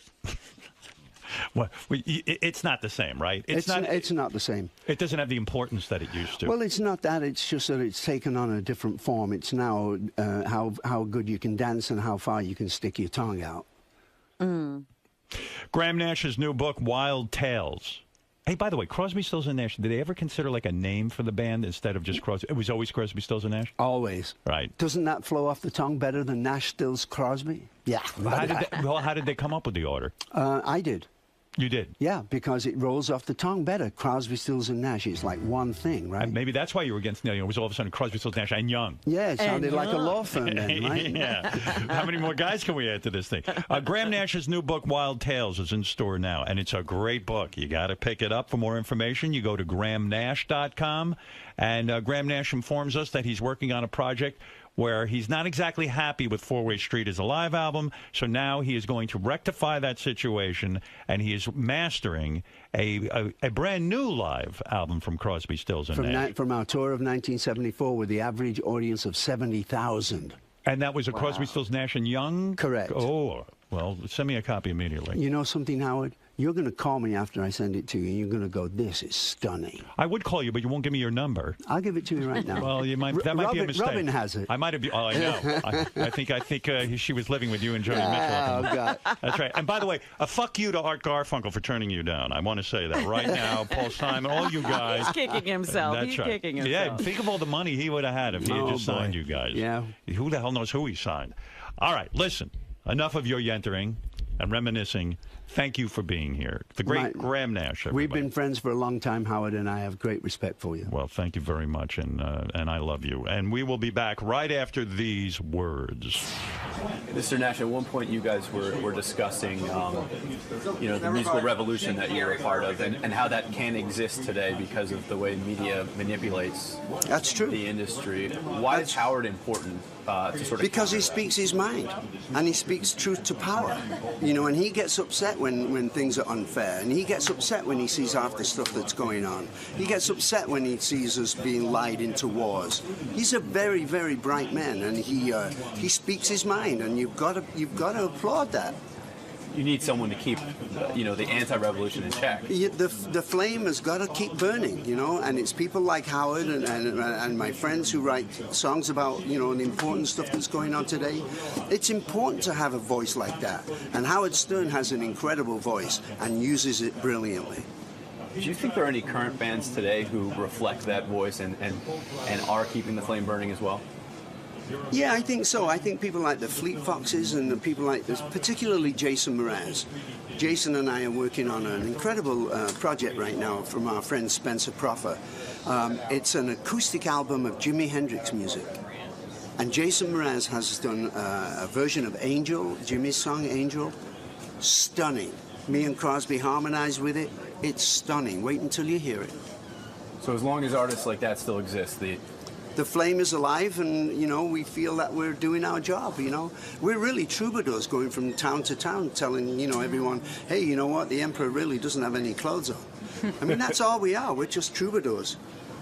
Well, thank you so much for stopping by today, and good luck with your new book. You're very welcome. Thank you. Thank you.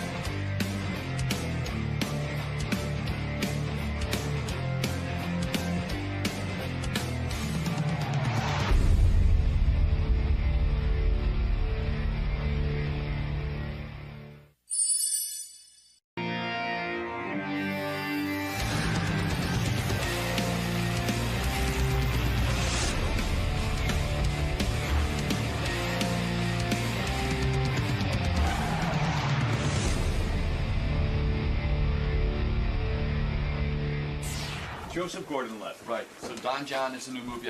You saw it, I understand? Yes. Yeah, I like So he wrote, directed, stars, he did the whole thing. Wolfie had mentioned that it looked like he was going to be the next Batman.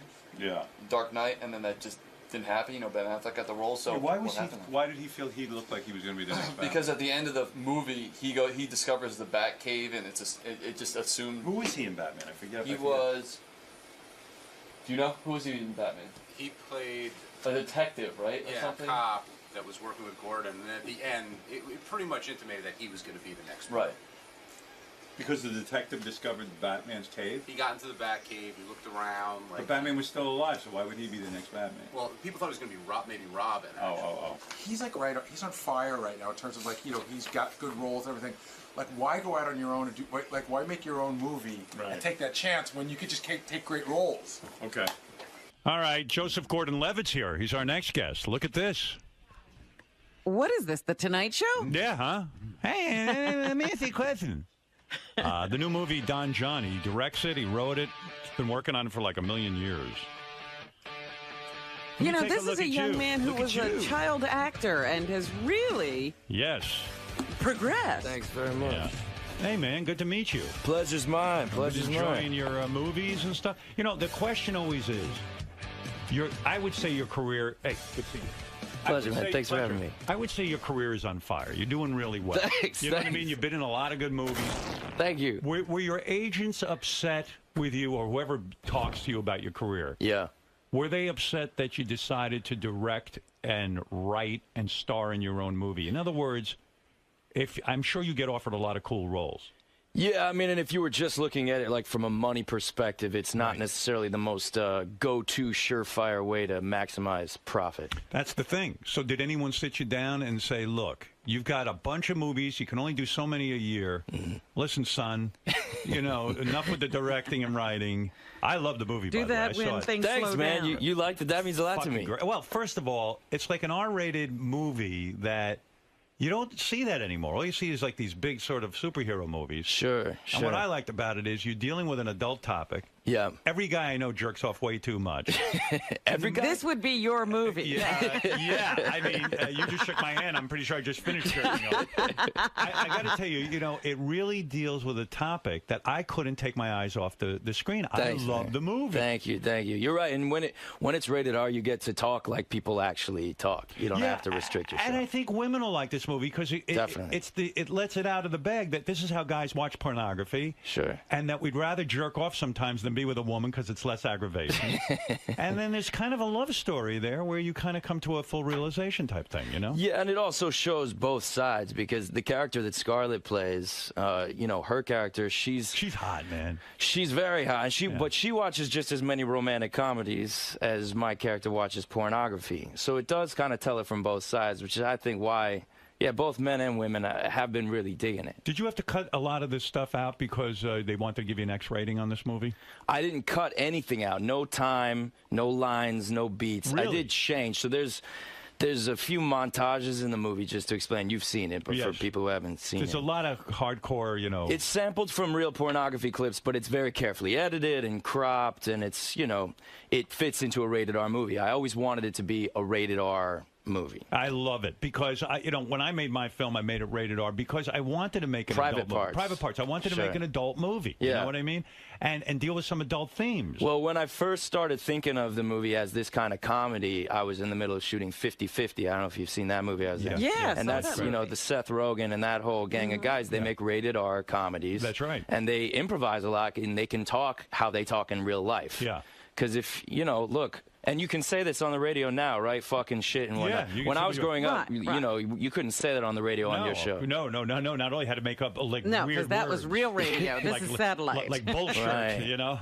But was it bleeping, or you just couldn't say the stuff? You just couldn't say it. Yeah, you would just avoid it. You'd find creative ways of trying to talk like a normal person, you know? Right. But even that I'm here now, I don't want to just use profanity for the sake of it. But if it works in, then great. You know what I mean? Yeah, if it's just an emphasis, an accentuation, maybe. When I watched the movie, I said, "Oh, Tony Danza, interesting choice for the guy to play your father." Isn't he awesome in it? I thought he was great and funny, but I didn't realize when you were a kid actor, you worked with Tony Danza. It was our 20-year reunion in Angels in the Outfield in 1993. I was 12. So I think it was the guy who was in Batman with you, Christopher. What's his name? I can't think of the guy's name. Who, Christian Bale? Christian Bale. Did he tell you not to direct your own movie and write a movie? Didn't somebody advise you? Oh, yes. That's something that went around on the internet. That's not really true. But what they're talking about is Christopher Nolan, who directed. Oh, Christopher Nolan. Yeah, right, the Dark Knight trilogy and Inception, and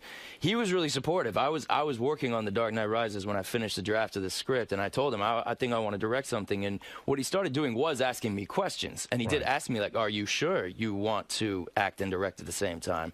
He also asked me, you know, what kind of budget do you think you're going to try to do? Are you going to get a big studio to try to pay for? What was your budget? Was that a big budget? That's not a big budget film, is it? No, it was a very low budget movie. It had like about half the budget of 500 Days of Summer, which has about a third of the budget of the lowest budget movies. What's the budget on your new movie? It was like $4 million. Don John. Wow, looks bigger than that. Thank you very much. Yeah. Dude, it's been coming for years. I've been working towards this. You're really excited about this. And I don't blame you, because this is really your baby. Yeah, it's the first time I've ever had the story in my head. I mean, like, I know how I want to do it. I know how I want to tell the story. I know I want to shoot it and cut it and score it and everything, and went and made it. And you really started thinking this up at 2008? The first ideas, yeah, the first ideas of like a Don Juan type of character who watches too much pornography, and a princess type of character who watches too many romantic comedies. Right, the typical guy who just thinks he's hot shit, and the fact that he can fuck anything he wants, but regardless of that, he doesn't care. He wants to jerk off. Well, he likes the one-way thing. He doesn't want to actually deal with a person, another human being. He likes just having it. How much of this is autobiographical, in the sense that if this whole script came out of your head? Have you had a phase like that? Have you been in relationships with women where you go, you know what, she's a fucking pain in my ass, and I'd just rather jerk off? Is that what? I haven't had long relationships with women like that, because I don't stay in relationships if the woman's like that. What is that? But you have had long relationships with women, but but you're quick to run. Is that because you're famous and you're worth about $25–30 million, and why get married? Hard to argue against that. I don't think so. I think I'm a pretty good person and a good boyfriend. And yeah, I wouldn't want to be with someone if they were going to be disrespectful to me. Do you think that you ever could get married to someone and be faithful for the rest of your life?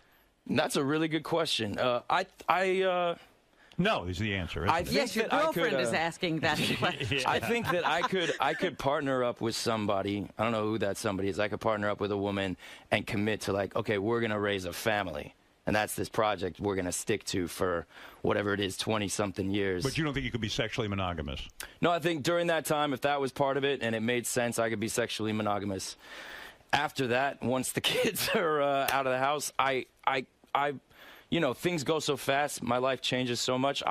You love meeting new people. You can't. Nothing. Who knows forever. if it's the better thing for me or the better thing for her, or maybe I will spend the rest of my life with her. My parents are still together. My grandparents, you know, had 75 years of marriage or something. Did your parents push you into being a child actor? Not at all. That's an important question. I'm glad you asked. Yeah, because I was a kid when I was working. I started when I was 6. That's what I'm saying. So how can you say your parents didn't? I swear to you, they did not. I remember it very particularly. I remember. Well, I was in wait a second. Your family. Okay. Your grandfather was a film director. He was. That's true. Yeah. Your father was an artist. No. He was a journalist. He was on the radio. He was on the radio. Yeah. Pacifica, he did news. Right? But he was a news guy. Yeah. And your mom was something of an actress or something. No, not an actress. She worked at the same radio station my dad did. She was doing journalism stuff, and then she also. You're thinking of, she ran for Congress at one point under the Peace and Freedom Party. Pretty incredible parents. I mean, they are incredible parents. Accomplished people. You see a close relationship. You see marriage. There's something there that you see not right, though, right? Because it's not for you. I didn't say it's necessarily not for me. I said I didn't know if it was or wasn't. Right. I like to not be too committed to any one future that's really far away necessarily, unless there's a reason, which is why I'm saying if you were going to raise a family and say, like, we're going to raise these kids, that's the reason we're staying together, we're going to do it right the whole time, so I can see making that commitment. Think Don John is autobiographical, in a sense. It's an exaggeration.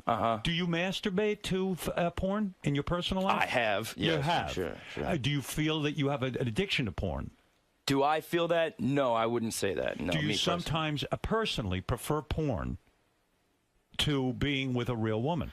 Well, I've had some sex with women that wasn't so good. I think we all have at some point or another. I've also had lots of sex that was good, you know. I used to be obsessed with this. The reason I love your movie, Don John, is because I feel I was obsessed with, I got to have sex, I got to have sex, I got to have sex. Yeah. And then it occurred to me that I didn't need that much sex. It becomes like a thing that you're consuming, and you keep score, you know, against your buddies. It becomes a competition, right. You know, as opposed to a connection with another person. That's the whole story of Don John, is this guy that can't connect with anybody. And it's the women in his life. It's also the family you see with the Tony Danza scenes. Yeah, I think you've tapped into a lot of what a lot of people are going through, that they can't connect with real people. Right. can't stay in a relationship. They don't see the joy in it, and they don't see the beauty in it. And they're used to this sort of one-way satisfaction given by whatever media they consume, whether that's pornography or television. You know, let's talk about people being addicted to television or just any kind of media, or thinking that television people are their friends. Yeah, that's their whole relationship. Are you like one of those hippie kind of guys? Like you won't watch that much TV? You strike me as one of these guys. You know what I mean? I like my things that I like to watch.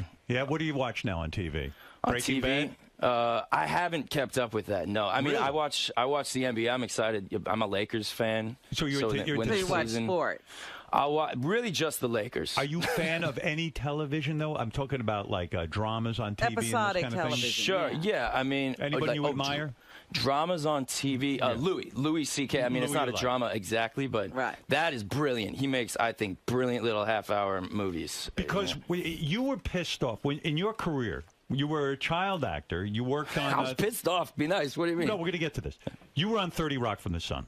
Or whatever Third Rock from the Sun. I don't know any of that. 30 Rock from the Sun. I'm out of it, man. You know, I'm on a whole nother trip. Every single person always makes that mistake. All right, Third Rock from the Sun. You were on there. You were a kid. Yeah. And I admire you. You said the final year of that show, you said, "Fuck it, I'm not going to that anymore. I'm going to college." Well, that's yeah, right? Okay, that is true. That's admirable because you probably turned down a lot of money. Yeah. But you were smart. You said, you know what? I want to go get an education. I want to go have a real life. And the producers of that show were really generous to let me out of the contract. Where'd you go to college? To Columbia here in the city. Right. So you're a smart guy. You go to Columbia. You're probably getting tons of pussy because you were on TV. You had been on TV. Yeah, right. See, I never, and maybe that is part of what this movie's about. I don't know, but I never was able to be honest, it always freaked me out too much. I grew up, I was, on TV and movies and stuff since I was a kid. So, like, getting attention from girls for that reason, I've always had a bit of a phobia about it, in a way. So when you go to Columbia, how did you know if a girl was really into you? That's a really good question. I asked myself all the time. What's the test? Do you give them some, hey, do you know who I am? Or Yeah, I don't think there is one test. It's kind of a case-by-case, thing. You just have to kind of... to find a real person. Do you think you know now? Do you think you can figure it out? I think I have a pretty good sense with everybody, but yeah. I admire that you were able to say no to Hollywood. Now, I'm not bullshitting you. I find it in my own life very difficult to say no to things. It's very, very, you want to almost grab everything. That's the only power you have as an actor is to say no.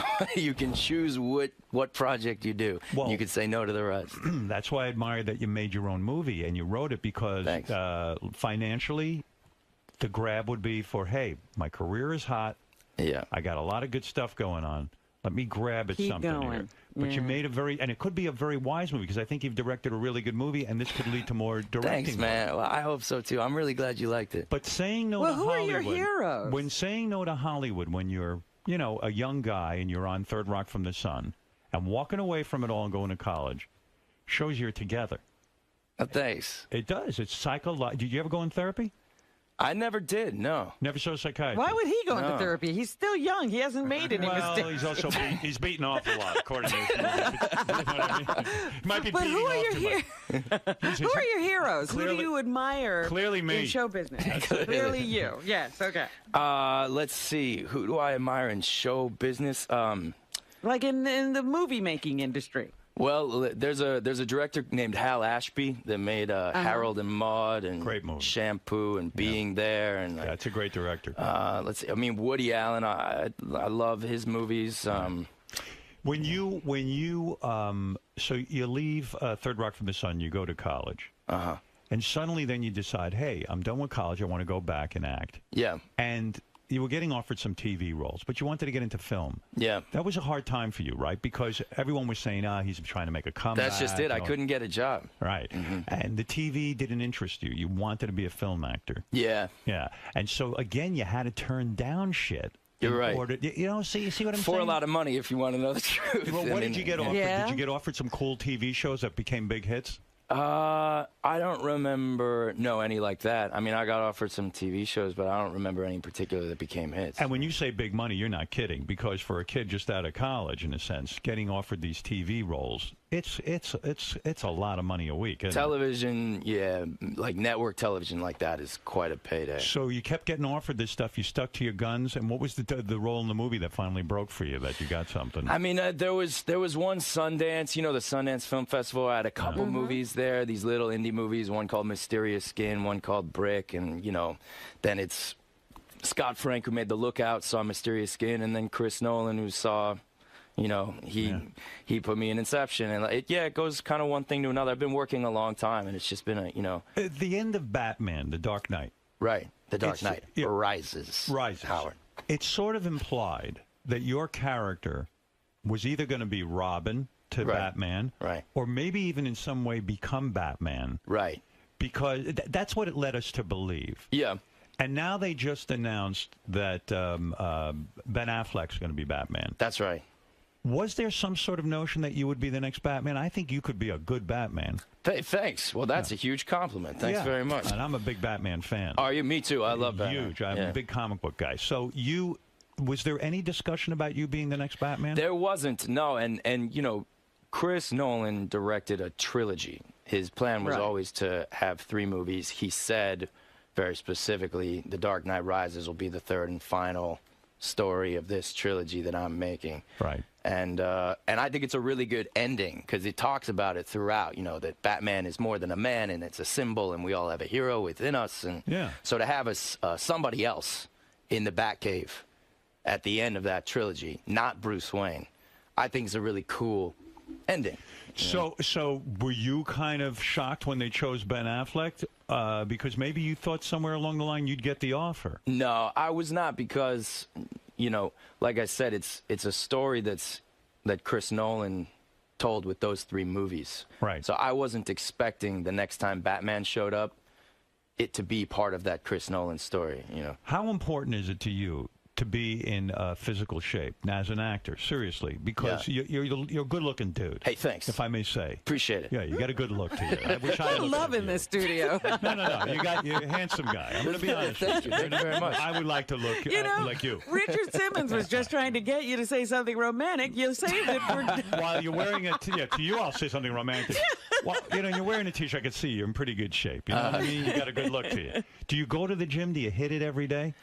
So when I was making Don John, I went to the gym a lot. You were pretty pumped up. Yeah, a lot. I put on a bunch of weight, eating and working out every day. Is that the trick? You have to put on weight. Yeah. And who trains you? Like, you get a guy? I did. I hired a guy, and his name's Aaron, and I actually knew him because he trained Channing Tatum is a friend of mine. And he teaches you what to eat so you'll gain weight, but you don't get a big belly because you work out like a motherfucker. Because you work out so much that you just eat and eat and eat and eat. What's the regimen? I gotta get some size on me. It's ridiculous. I don't think the bodybuilding's all that healthy, really. It's really just a looks thing, which is why I wanted it for that character. Is again, he's like this vain dude. Everything in his life is this, this one-way street. So he goes to the gym and he looks in the mirror and he does his curls and, it's chest on Monday, back on Tuesday. You were doing the heavy workouts, right? I was doing that 5 days a week. It doesn't blow you out? I mean, to the point that you like when I try to work out heavy, I can barely function. Like, I can't get on the radio and do a decent show. No, it's like a part-time job, and it's not that healthy for you. I did another movie where I rode a bike every day. Right. Where I was playing a bike messenger, and I rode every day. That I felt healthy when I was riding a bike every day. Right. But doing the bodybuilding, eating all that food and putting on all that weight, it didn't feel healthy. It looked... And after you shoot, looks like it looks. And after you shoot Don John, then you just like, hey, screw it. I'm not gonna put this kind of regimen in anymore, right? That's it. It's ridiculous. I don't have time. That was a lot of time out of my day. How many pounds did you gain for Don John? 12 pounds. 12 pounds of solid muscle, right? Yeah. Yeah, that is crazy. Well, I'm small. I have a slender frame. I'm not one to naturally How tall are you? I'm 5'10". It's my type. This is going so well. I know. Huh? So you two are going to have a date after this. When you worked with Daniel Day-Lewis, you play Lincoln. You play Lincoln's son. Mm-hmm. Is there water I can drink some water? What are you, a big shot? You need water? Can you hear it? With your own water? Sit back down. Hey, wait, is this where I'm supposed to be sitting, by the way? How's it? You're getting a little too fucking comfortable asking for water. Let me understand something here. When you work with a guy like Daniel Day-Lewis, as an actor, he says he stays in character all day long. I don't know if that was hype for the movie or what. No. He was in He was Lincoln. He was Lincoln when he wasn't Lincoln. Is that weird? I was so impressed, and I mean, I don't know how you feel about his work, but I think he's sort of terrific. A unique phenomenon. It's brilliant, the shit he does. So whatever it takes, I'm down. But did Lincoln take a car to the studio? So he's not exactly always. They let them get crazy. It's more of like he stays in the voice, he stays in the mood. If you wanted to talk to him, it's not that you couldn't talk to him, but you weren't gonna. I wasn't gonna say like, oh, what about those Lakers? I was gonna be like, look at this painting that's on the wall or something if we were going to talk. Because you're talking to Lincoln. Yeah, to stay But he doesn't show up in a horse and carriage when he comes to the set. But when I arrived, I received or I found a note that he had written me on old paper with a quill and ink. Wow. And he apparently in penmanship that he had studied that is similar to, I mean, he obsesses for a year before he does a role, and he just works the character for a year. Wow. But is that, I don't know what your technique is when you act. Did you have it? Did you go to acting school? I took some acting classes when I was little, like 9, 10, 11, right. but other than that, I haven't studied. At Columbia, you didn't study acting at all? No. What was your major in Columbia? I dropped out before I picked a major, but it would have been like French. I studied quite a bit of French. Why? No one speaks French. Why not speak Spanish? That is true. I think I was studying it more. I learned probably as much about English in studying French as I did. Oh, you dropped out of school. And I dropped out of school. Oh, I was complimenting you that you went to school. Yeah, you thought he finished. I got a good, I think, school experience. How many years did you last? About. I was in the middle of. No, I'd started my 3rd year when I stopped. And then you said, "This is bullshit. I'm going back to Hollywood." You know what actually happened is for my 21st birthday, I got myself a copy of Final Cut, the video editing software, and I got so into it, and I would just stay up all night, shooting little videos, putting my computer, cutting them, because then you can really make movies. Once you're editing, it's not just shooting stuff. You can make them into movies. Aren't you shocked at these digital cameras that you could sit there and shoot your own stuff, and it's almost like a movie quality, right? It's awesome. I love it. Yeah, it's like it's mind blowing. Yeah, it's brilliant. You could really make a short film out of your house with software and cameras that really it's not that expensive. Absolutely. You can make one on your phone nowadays. Yeah. I mean, look, it's not that everybody can afford it. There are people that don't have computers and cameras. Didn't you once you hate the paparazzi, right? You hate that whole scene. It's kind of true, yeah. Yeah. Why? Did you have a bad experience with the paparazzi? Every experience with them is bad. They're rude. They're hostile people in general. So you made a short film. Did you do that sort of on your own, like a little... That was actually right around, I think I was 22, and I was just learning Final Cut. Right. And I was walking down the street. These guys came up to me and started taking my picture, which doesn't really happen to me very much, and certainly didn't 10 years ago. Right. And I had my camera on me, so I started shooting them and having a conversation with them, and I cut it down into this video. It was the first video I ever put up on YouTube. Right. A long time ago. Yeah, and so your hatred for the paparazzi... Now, hatred is a very strong word, man. well, you don't like the whole Hollywood gossip scene and stuff, and How do you stay out of it, a young guy, single guy? You can't. I don't know. I'm kind of boring. I like to work all the time. That's mostly what I do. So get back to when you work with Spielberg. Yeah. Are you sitting there almost studying Spielberg more than you are even thinking about your own role in the film? Because I would imagine as a guy who wants to direct, and now you're directing your first film, I would just sit there and soak in whatever this motherfucker's doing. And I certainly did. And that's also, I think, the best way to do your job as an actor is to understand what the director needs. Does he give you a lot of direction when you play Lincoln's son? Does he come to you and go, hey, listen, this is what I need you to do? What does he think? Yeah, sure. What is that voice? He's got that's your Steven voice. He's got a little thing going on there, right? Seriously, is he the type, like Woody Allen doesn't give you any direction, right? That's what I've heard. I don't know. Right, you never work with the guy. No. But Steven Spielberg will tell you, he won't tell you how to be. No, and he's actually, what he was really good at doing on Lincoln is taking the energy that the actors are bringing and figuring out, okay, I know how to capture this, and he can do it so deftly. And again, because Daniel is playing with such sort of organic spontaneity, Steven would have this uncanny ability to be like, oh, you're going to do it that way? Great, cool. Give me 1 second, I'm going to set up this shot. And he would say, Mr. President, can you please take a step to the left? And he'd set up a shot. He had so to call quick. Daniel Day-Lewis Mr. President. He called him Mr. President, yeah. Oh, wow. Everyone called him Mr. President. What a weird set. I mean, come on. Does it sometimes just get a little surreal for you? Like this is just a weird world that you live Surreal in? is a great thing. That's what I'm after. What do you know, but think acting's about? That's the thrill of it, is going into some other place, becoming some other person. But you know? That's what makes it fun. Whatever you do to be an actor, once they say cut, I don't think you walk around as Lincoln's son, right? You don't, Yeah, you're right. You don't right. say you don't go and say I'm Joseph Gordon Lincoln, and you don't. No, I do not. No, but I stay in the mood a bit. Doing Don John was interesting because I was going back and forth because I was directing at the same time. Yeah. And I think did you tell Scarlett Johansson what to do, or do you feel kind of weird about it? It was more collaborative than that, but sure, yeah. How'd you get her to be in the movie? You send her the script and just pray? I did pray. I wrote it with her in mind the whole time, and I went and visited her. She was shooting The Avengers in Albuquerque. Right. I flew myself to Albuquerque because I wanted to talk to her before she read it. Right. And we had this really great conversation about, men and women and love and sex and relationships and the media and how people develop unrealistic expectations. But if you're making a film like Don John for a couple of $1 million, you've got to then sit down with her and say, look, I need you to do this for almost free. That's right. And you give her some, back end? Yes. Yeah. I don't know. I'm not supposed to say that, but yeah. But yes. Yeah. Well, what else are you Well, gonna do? and she deserves it. She was a big part of why the movie was able to get financed. If she hadn't agreed, we wouldn't have been able to raise those few $1 million. No, and her name, you can get more of a release. Are you getting a wide release, or is it's a wide release? Yeah, it's coming out in like 2,000-some screens. So the studios and the movie owners and stuff, the movie theater owners, they all believe in the film. Yeah.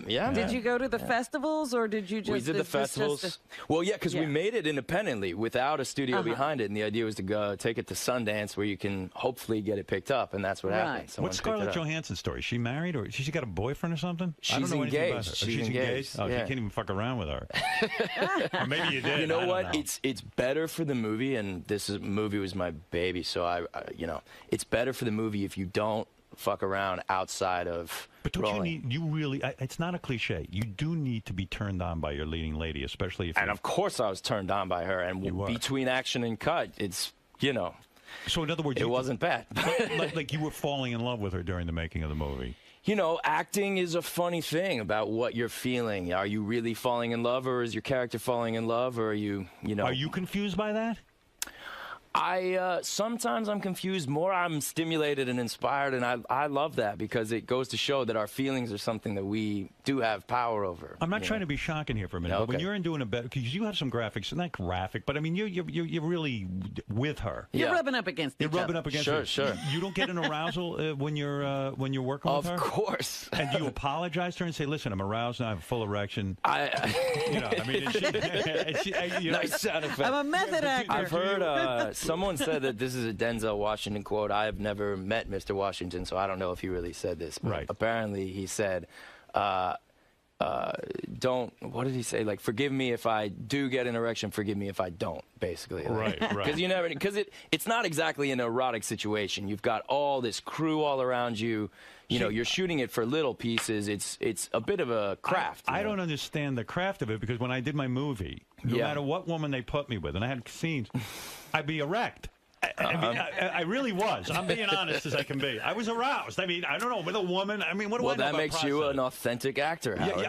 You're really feeling the scene. I'm more in the Daniel Day-Lewis school. Clearly, I'm like, clearly. The scene says I am erect. You're biologically connected to your character. But you could lay in a bed with Scarlett Johansson and do some really fucking heavy making out, grab her titties, whatever, and still not get an erection.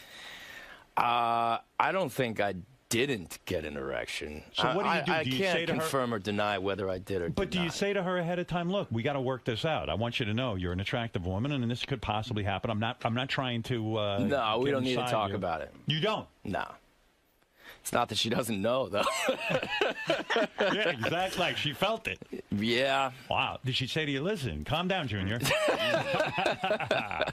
No. But wait a minute. What about if the woman gets too into it? So there you have it. I think we were both, look, are you kidding? We're playing two characters that were enjoying each other. And I know an actress. I'll never mention the name. I heard she demanded penetration in love scenes. Like, I'm not fucking with you. And this chick was hot. Like, this is someone you know. She would say, listen, if we're doing this, let's go. And that's something, man? You could put her in your next movie if you want. That's how I would play it. Yeah, I'll set it up. I'll make some demands. Absolutely. You did Saturday Night Live, right? Yeah, I've done it twice. Yeah, you're pretty good at it. Thank you. Thank you. That make you nervous at all? I love it, man. It makes you very nervous. Being live, it's right? Extremely exhilarating. Yeah. And Spielberg doesn't make you nervous when you do, act in front of him. It's different. I was pretty nervous too when I first met Daniel. Yeah, and was first working. Does Daniel approve you or Spielberg approve you? You know, it was a real flattering thing because I was told that Daniel asked for me to play that part. He did? Wow. Yeah. How did he know your work? What movie attracted him to you? That's a good question. You know, I never asked him that. He said, I want you for the movie. And then they bring you in. Do they make you read or you don't have to? That time I did not. No. Wow. He sent me text messages, actually. He's quite an eloquent texter. Really? Daniel, yeah. And, man, he wanted you for that film. I know, man. That's a real honor because he's one of my favorites. He really disappears. Yeah, you're on his radar. Yeah, yeah. That's why it was risky for you to direct your own movie because when you get that kind of accolades, you should just be acting all the time and raking in the dough. Yeah, you know. Look, Daniel Day-Lewis doesn't do that. He waits. You're absolutely right about that. You know what? He does. He waits like crazy. Are you going to play Doctor Strange?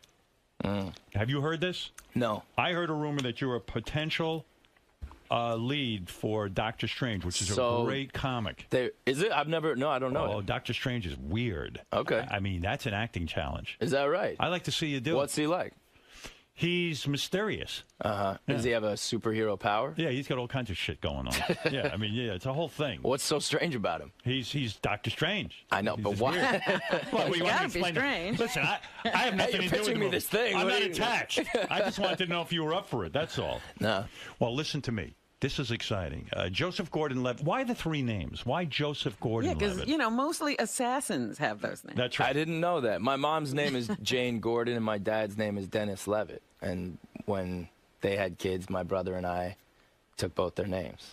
Well, it's good for acting. I mean, Is it good for acting? Yeah, because I think if you're just like Joseph Levitt. Right, doesn't have the same... or Joseph Gordon. Joseph Gordon-Levitt. Now, that has a ring. Yeah, all right, I'll tell you. It sounds nice when you say it, Robin. It does. It truly does. So what's the game plan? The movie's going to open up. Are you the type that's going to shit your pants on Friday? Like, when do you get word how the movie's doing? When does that happen? Money-wise? Money-wise. Yeah, let's talk cash. Friday. You'll know if people are going to see the movie. Yeah. Yeah. But I think with this movie, because people really actually like it when they see it, that's why they've been screening it all over the country a lot, because... You want to get buzz going. And more even than the advertisements, people that actually see the movie itself really like it. So I think you might not be able to judge it by Friday because people that see it on Friday are going to tell their friends to go see it Saturday and Sunday and then the next weekend, hopefully. How important is it for you to do this, to see a big box office on this movie? Like, what would make you happy? How much dough did we have to bring in this weekend? Yeah, the truth is, as far as like professional satisfaction, what matters to me and what the box office numbers would make a difference is what kind of job I could do next. How much money could I raise to do my next movie? That's what it's all about. If the movie's a hit. And honestly, man, like that's already feeling really good. I feel like I'll be able You're on track. I'll be able to make what I don't know exactly what movie I want to direct next, but I'm thinking I'm going to be able to, and that feels like the success. Is Scarlett helping you promote the movie, or are you just absolutely? Sort of, she is. She's going out. She's doing all the shows and everything.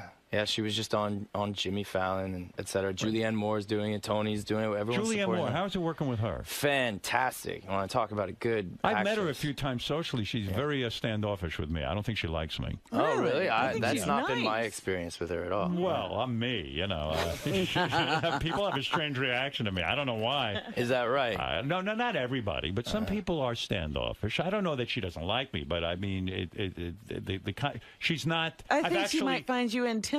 I've actually sat next to her at dinner parties. And she didn't talk to you? Literally has turned her back on me. She's so sweet and generous and Is funny she? with me, yeah. She's really funny in this movie.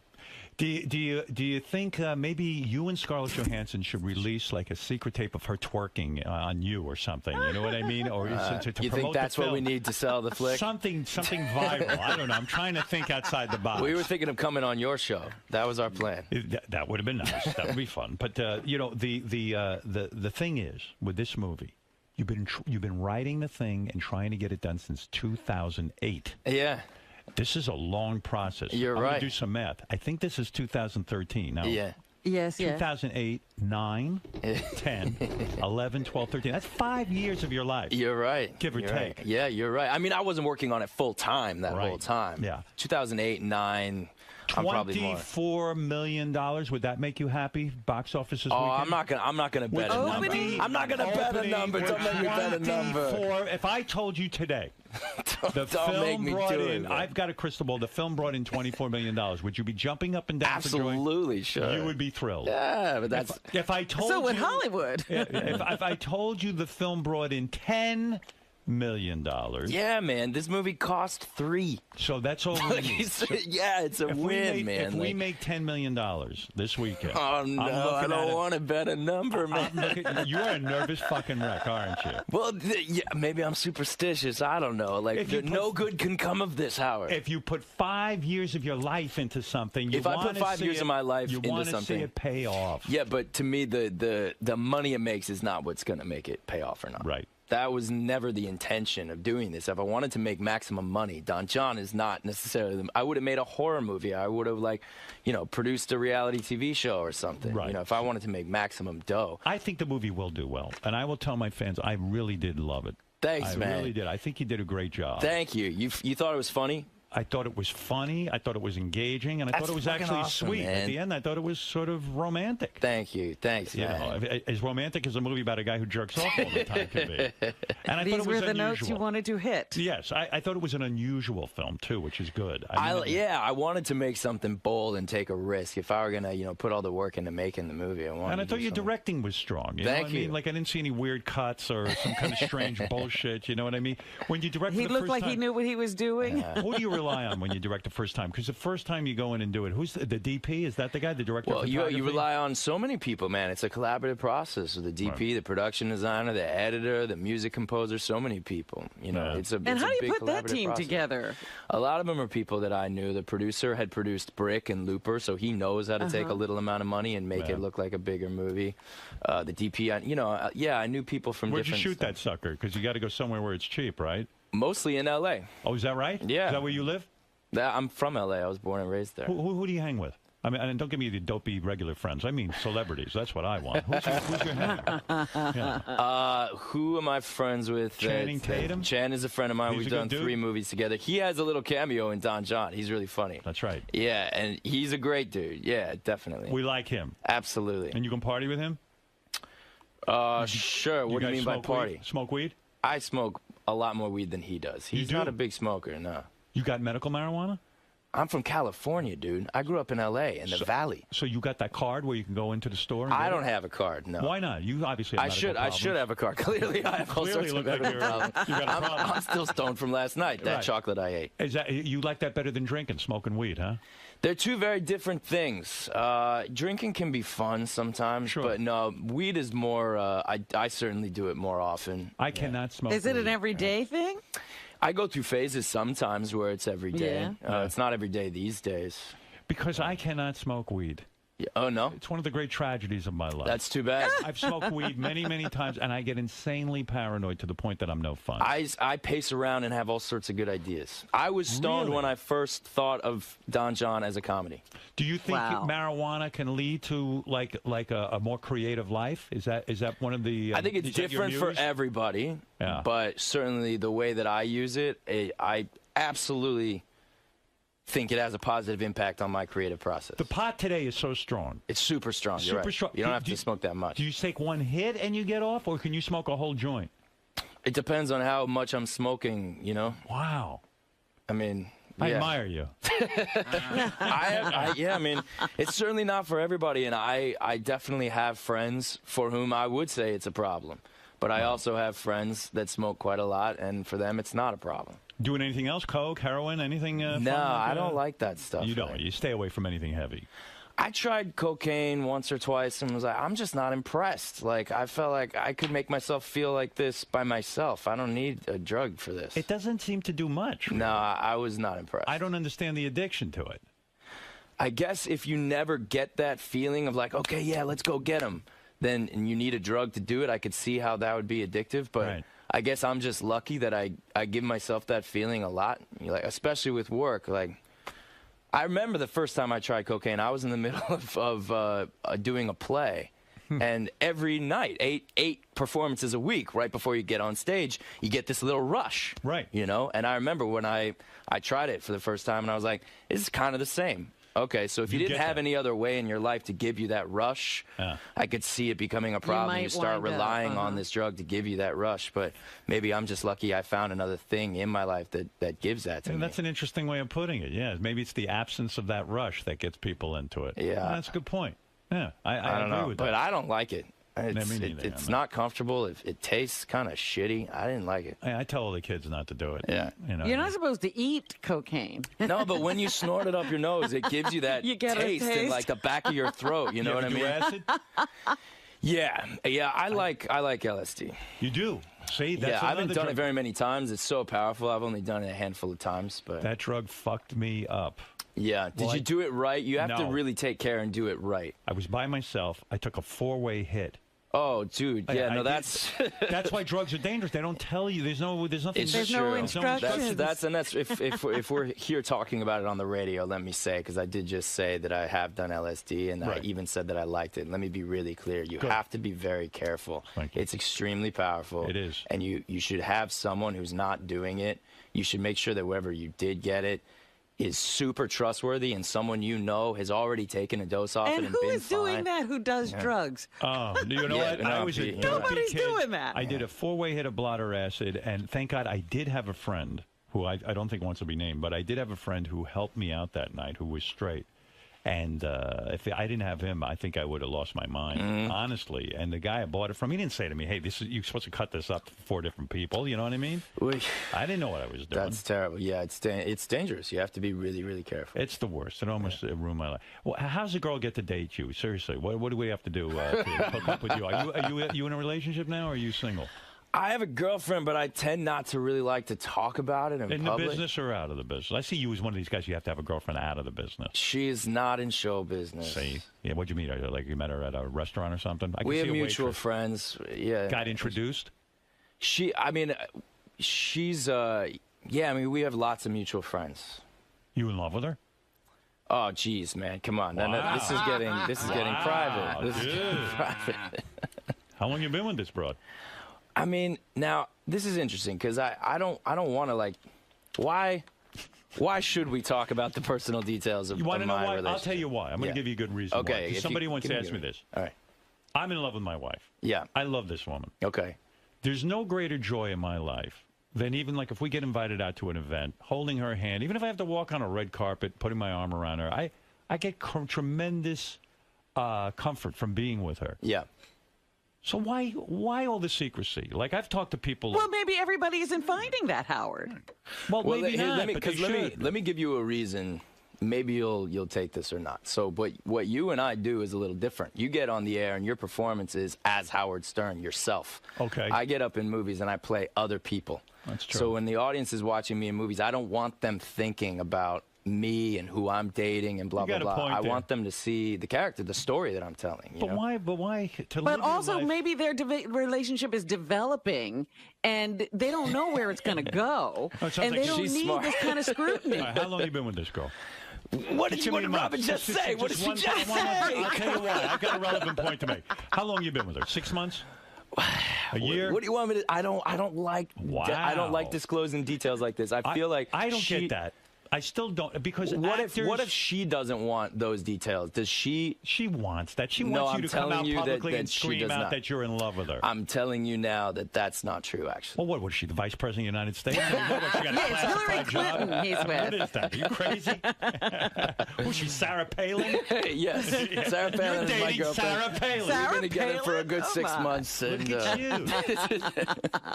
I don't know, man. I don't get that whole thing. Like I'll watch a talk show and like someone will walk out and go, "I can't talk about my relationship," and I'm like, "Fuck you." Just no, but seriously, the girl that I'm with, she really doesn't want to be a part of that, and you can imagine not wanting to have that scrutiny. No, I cannot imagine it. You can't imagine. Well, he's like a twin. She's in love with you. And she's so proud to be in a relationship with you. And she's playing the game, too, that, oh, Joseph Gordon-Levitt doesn't want me to say that I'm his girlfriend. So everyone's like into the whole let's secrecy thing. Listen, you'll go over there, I'll go over there, we'll meet up later. It's a game. Just fuck her and just announce it to the world. I actually don't think that's the case with this particular person. It is. The story you're telling is something I get that certainly happens in life. That happens. But I think that's not true in this particular case. All right, fair enough. I'll leave you alone with that. I appreciate that. The movie is called, I've seen this movie, and Joseph Gordon-Levitt's onto something. Not only I'm proud of this guy because he wrote the movie, he directed the movie, and he stars in the movie, and you made a good movie. Thanks, man. You're being so cool. I really appreciate it. Well, I'll tell you what. I'd tell you, get the fuck out of here if I didn't think it was good. I really would. I never would have invited you in if I didn't like the movie. Can I ask you something really quick? Go ahead, anything. The show... I thought you were going to ask me if my cock was small. No. Most people want to know. The TV... Was there... I have this memory of after Saturday Night Live, a long time ago, I would stay up... My brother would stay up and watch Saturday Night Live, and I have an older brother. Right. And if I could stay up late enough when I'm a little kid, after SNL, the Howard Stern Show would come on like NBC. Am I right? Yeah. There were different incarnations. I did a show that you probably saw in California. It was for 2 years I did a show. It was like a sketch show. Yeah, Saturday that's Night Live it. type show. And it was out of the... We used to beat... Wait, that was just local California? It was local, and we were up against Saturday Night Live here in New York, and we beat them like 3-1 in the ratings because it was an outrageous show. And I remember it. I wrote it with Fred and a guy named Jackie. The three of us wrote the whole thing pretty much. And we had... Some guys wrote other things, right? Fred, Mark Cronin did some writing. Yeah, you had a few other guys there. But we basically wrote the whole thing. Because my brother would stay up late and watch that, and he would always... Because I loved SNL, and he was like, nah, the cool thing to watch is the Howard Stern Show after that. Yeah, we were... And let me tell you something. That was a hell of a show. It burned me out, though. It was very hard to... Too much. I edited it with two guys in my basement. Wow. See, I'm in the middle of making a TV show now. Right. What for who? For this new cable channel called Pivot. You heard of this new channel? No. Yeah, there's a new channel. It's like, it just started in August. Sketch show you're doing? It's like a variety show. There'll be short films and songs and cartoons and short docs and stuff like that. Are you in it? Yeah, I host it and I'm directing it and I perform in it. And How the hell do you have the time? It's made collaboratively. Like, we use the internet and people are contributing to these different pieces. Oh, so you're not This is what I've been doing. This is what I've been doing all year. I went straight from working on Don John to working on this TV show. I'm just wondering if you shouldn't just cash in and do a couple of big movies. I'm gonna do another movie soon enough. What do you got lined up? Anything cool? I don't have anything lined up yet. Dude, what do we got to come up with a game plan for you. Don't fuck up. These are years to bank. You know what I'm saying? You're right. You're right. You're on fire. Let's do it. Okay. Well, let's ask the question. Wait a minute. Like, he was a child star on a hit series. How much money did he make? Did he hold on to the money? Yeah, I'm really lucky that my dad is really smart with money and is they always weren't looking to rip you off either. Helped me. They were not, exactly, because that happens or has happened. Could the old man make a good living in working for Pacifica Radio doing news? He stopped doing that when he had kids. Yeah, I bet. You can't make a dime doing that. He started a small business. He's a small business. What's he do? He makes like technology and software for mini storage facilities. You give them dough, or you? No. He has a small business with like 20 employees, and he's had it for 20-something years. And now I'm starting a business. That's Hit Record is like my company, where I'm not just working for someone else. For the man. I get it. That's you, right? You're the man. Oh, You're doing pretty damn well with all this, man. Congratulations. Yeah, it's but crazy. I work for people. You know, I'm a worker. I'm like blue collar, man. You go in, you get a paycheck. That's not entirely true. You are more powerful than any of the corporate executives that run the companies. You're way more powerful than any of them. I'm doing my thing. Well, then why do they keep firing him? But you're doing it on your own, though. That's cool. I really admire that you figured out a way to do like your show that was the best for you. Right. I admire that. I want to be able to do that as an artist and not just fit into the kind of the way that it's always done. It ain't easy. The new movie, Don John, he directs it, he wrote it. I'm giving it a big thumbs up. You got to go see it, Robin. You'll love it. Thanks, man. I can't wait. Thank you so much. Pleasure meeting you. The pleasure was mine. Hey, buddy. real good seeing you. Likewise. And, likewise. Yeah, and we'll be back right after these words. Joseph, since you've been acting since you were very young, yes, you've done various press junkets and interviews over the years. How is this separate from all the others? This feels like a conversation. It felt like I met this guy who I know him from his work, and he knows me from my work, and we had never met each other, but we got to know each other a bit. And man, super friendly, generous dude. He's really, really nice. I care a lot about this movie that I made, and for him to tell everybody who's listening that he really likes it, and for him to clearly mean it, meant a lot. That meant a lot to me. And now that you are a filmmaker, what do you think is so interesting about Howard's character? What draws people in? What makes him? That he's honest. That is completely it. That what the conversation he and I just had was an honest conversation. Two guys like getting to know each other. That's interesting to listen to. Most interviews that you hear in the press or whatever, they're not two people just talking and getting to know each other. There's some agenda, there's some show that's being put on, there's, whatever, some kind of preconceived routine or whatever. This was legitimately just a conversation. He and I sat down and talked for an hour. And I think that's interesting to listen to because it feels real, it feels honest. Absolutely. Well, good luck with Don John. Thanks so much. Thank you. Thank you.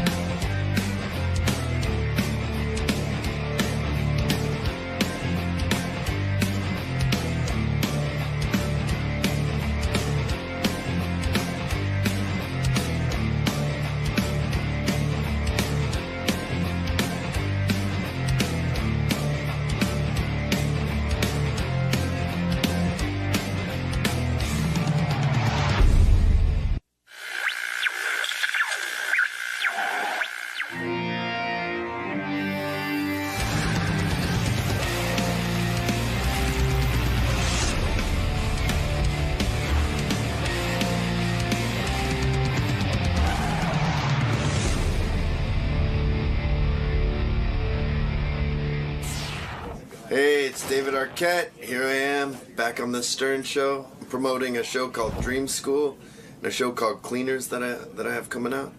And I'm really excited because it's Robin's first day back. And I'm really excited to see her in the flesh. Maybe make another pass, see if it goes anywhere. A lot of people are noting the coincidence that she's returning on the day you're appearing. Just saying. I'm just saying. You've got a magic about you, sir. She's the magical one. All right, David Arquette is here. Good friend of the show, David Arquette. He is promoting a show called Dream School. Hello. Wow, you look good, dude. Wow. What's with the How suit are and you? tie? You look awesome. Oh, thanks, buddy. Very handsome. He can go out with Beth. She looks awesome. It's so good to see you back. It's good to be seen. Thank you. Yeah, you know, Robin hasn't been in our studio for 17 months, David. Of course, she was very ill. Yeah. She got ill right after she kissed you. Yeah, maybe it's all your fault. I don't know what that is. Sorry. But actually, you know, I thought it was a little suspicious, Robin, that you came racing in when you heard David was going to be here. We could seal that deal right now, Robin. I am so confused by that whole story that you told the last time. That you and Robin actually had somewhat of a makeout session. We did. What were you? But be honest, what were you actually thinking that night? You called Robin or something where you paid for her tattoo. She was in town, and Right. then she wanted to get a tattoo. We went to Shamrock Social Club. Did you get a new Mark tattoo? Mahoney. I got plenty of tattoos. I was watching you on TV the other night, and you had a big tattoo over here on your wrist. Yeah. Let me see what's doing there. King of Hearts. King of Hearts. Yeah. So you took Robin to get her tattoo. Yes. Did you get a tattoo with her? I did. Chair, What did you get? I think I got my grandfather. Mm-hmm. I think I got a portrait of my grandfather. And Robin had asked you for some tattoo advice, who to go to, I guess. Yeah. And you offered to pay for her tattoo, which she accepted. Yeah, Mark Mahoney. He's the best. Right. And how much did Robin's tattoo cost? She has very expensive taste. Doesn't matter. Yeah. I took her for wine. She ordered an $800 bottle of wine. I brought her wine at that place. He bought me a very very fine bottle of wine. $800? No. What do you mean you bought her a bottle of wine where? At the tattoo place? No, at the He store. brought it with him when he arrived. He had it. So you had wine when you were getting tattooed? Yes. I thought you're not allowed to do that because they say don't be drunk when you're... Well, maybe we didn't do it inside their place. I don't know. Right. So you waited till you got outside. All right, that's good. Yeah, we stood in with a brown bag. I like that. People are worried about people being drunk when they get tattoos. But well, your blood does thin. You know? It does, so, yes. Yeah. So, and then you paid for the tattoos. Yeah. And then you drove Robin back to her hotel? No, she got a cab. No, one of your friends drove me. One of my friends drove me? Yeah, took me back. Now, when did you kiss her? Before she left. All right, so Robin was leaving the tattoo place. Yeah. It's a bonding experience when you get tattooed together. Yeah. You were feeling good about her. She's obviously delightful. She is. The big jugs were talking to you. I know. And Robin, he leans in, you describe, to kiss you goodbye, and much to your surprise. Well, you know how you hug a friend when you're saying goodbye? Right. And it became a kiss. Yeah. And I was like, whoa. And a kiss on the lips with tongue. Yeah. Wow. And I was like, come on, Robin, let's go fuck. You were ready to fuck her. Absolutely. And Robin says no. She was like, I gotta get up or some kind of. She had some story. She gave me like a. I was like, all right, I'm not gonna pressure. What a story that would have been. You fucked David Arquette. Exactly. Is she responsible for you breaking up with the beautiful Courtney Cox? No, that was far after. Oh, it was yeah. far after. Okay, so if Robin was at the start of that would have been fantastic. You know, that you just left your wife for Robin. Oh, you know, that's we what got caught. That's what Robin does. So you were quite taken with her that day, and you were ready to fuck. Who's not? Right. Robin's the greatest. It would have been beautiful. It's like sleeping with the queen of all media. Right. And so she says, so how did she let you down? You said, hey, come on, Robin, I'm sure you didn't say, let's go fuck. No, I was like, what are you doing? You know, I'm trying to through my...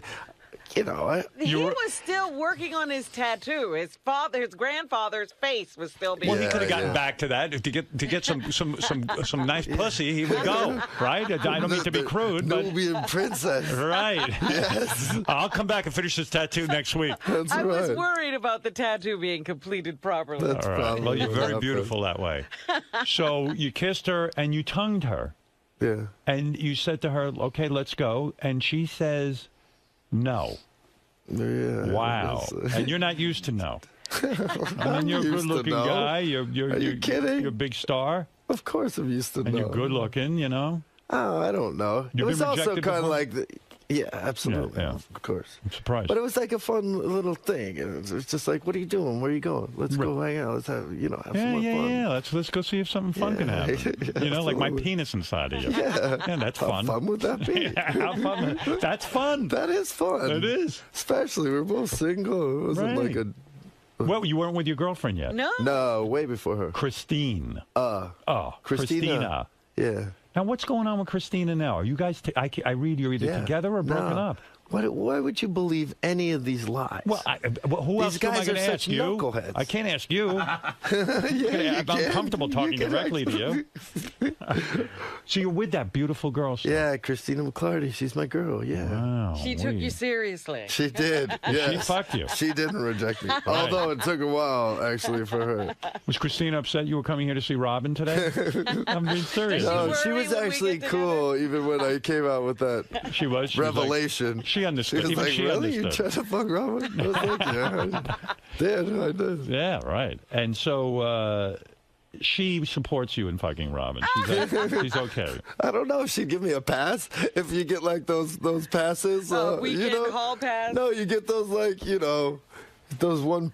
You get to pick one person, which is a game you can't really play when you're in Hollywood because you actually meet those people. Who else have you been rejected by? When you were after you left Courtney, you must have hit on a lot of women. Oh, I don't know. So were there other rejections? There was a really brutal one, and I don't want to say her name, but it was so bad. Was her name Jennifer Aniston? No. I got a number of this girl and always thought was hot, and I called her up and I left a message. Who was it? I'm not going to say. Was it that singer that you're attracted to? No, I'm not attracted to that girl. She's a knucklehead. So, and then... This is a famous woman. Yeah, and then she called me back. She's like, listen. And I was like, hey, it's David. I'd really like to take you out to dinner sometime. Blah, blah, blah, blah. She calls me back. She's like, listen, you left a message on my ex-boyfriend's phone. Why did she give you that number? I got the number from someone else. Oh. I was being shady. I was being sneaky. No kidding. Sneaky enough. So that was it. She says, oh, this guy's an idiot. He fucking left a message on my boyfriend's... Yeah. Probably so. Oh, I wonder who it was. Was it Sandy Bullock? No? Younger or older? Oh, she's amazing, though. No. It doesn't matter. What does it matter? In a way, you haven't really dated enough. And, like, you got single... And now you're hooked up. Like, you should have been out on the scene a little bit. You know what I mean? I found an incredible, beautiful girl. So I didn't, need to. And trust me, I'm good. Like, I don't need to cross anything off my list. No? You're okay. Yeah. So the last time you called in, you dropped a bombshell that you were drinking again. And it was news everywhere. I know. People love to hear these things, don't they? Well, they just like to kind of make me look like a knucklehead. Or just talk trash. I just don't understand it anymore. I'm just so over it. People talk shit about everybody all the time. I know that's driving you crazy. It drives me crazy. Does it not drive you crazy? But that's our culture. It's always been gossip. It doesn't have to be our culture. We go back to the days of Hedda Hopper and all these gossip people. Well, then let's not cry too much when we shut down the government and the whole fucking world's crumbling and there's violence and people going crazy because. People go crazy because they've been bullied and they've been stomped on and they just have had enough and then they snap and they go out and do something drastic. Did you stop your Twitter account after you announced that you were drinking again? Yeah, on this show, Because people were giving you so much shit on Twitter? Yeah, and they were lying. There was an article recently about me. I went out to dinner with my girl and then I drop her off at home and I have to drive out to Ventura to do a movie because I'm starting at 5 in the morning. Right. Drive out to Ventura.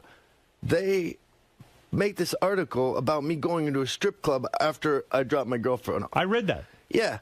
Well, I went to a strip club the night before. Go ahead. I did. All right. I go to strip clubs all the time. So it's not like a big story. Right. But they made it look like I dropped my girlfriend off and then I ran off to a strip club.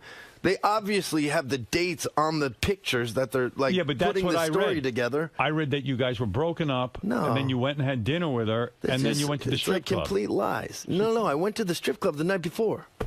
What are you doing in strip clubs? What's going on? I love strip clubs. Me I go too, to them but all the time. Doesn't your girlfriend kind of... No, my girl's cool. What are you doing? I mean? You getting hand jobs over there? No, absolutely not. Shit. No, I really don't. What do you do there?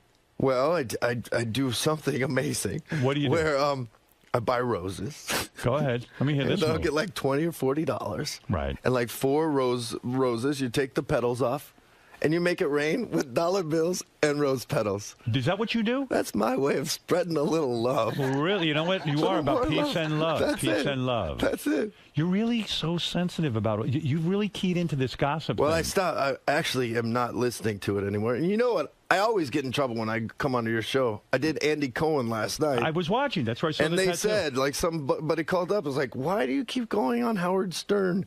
He always gets you in trouble. I get you in trouble. Yeah, what did we do? Hey, what did I do? Well, you just ask all the questions. You know what I Right. mean? You are the best interviewer alive right now. So thank you. And if you want to be honest and have fun and play the game and be silly, then you answer the question. You have fun with it. Please play the game and tell me what girl you called to get that answering machine, the boyfriend, because that's just the greatest story I've ever heard. Ava Mendez. Is it really? Really? Yeah. Ava Mendez. Well, I was always a Boy, fan she's of her. hot. She's Yeah. gorgeous, and we also were, involved in the same charity. Right. Oh, she Sorry, is- Ava. I hope you're not upset. No, why would she be upset? What? You were Well, attracted to her? nothing Join the happened. club. You just called her boyfriend. Who was her ex-boyfriend? Oh, really? I'm sorry. The ex-boyfriend is the Who was the real- ex-boyfriend? That's what I I'm want not to know. exactly sure, but he was absolutely Ava cool. Mendez. Not a Ooh, jerk. man, if you had gotten into her pants.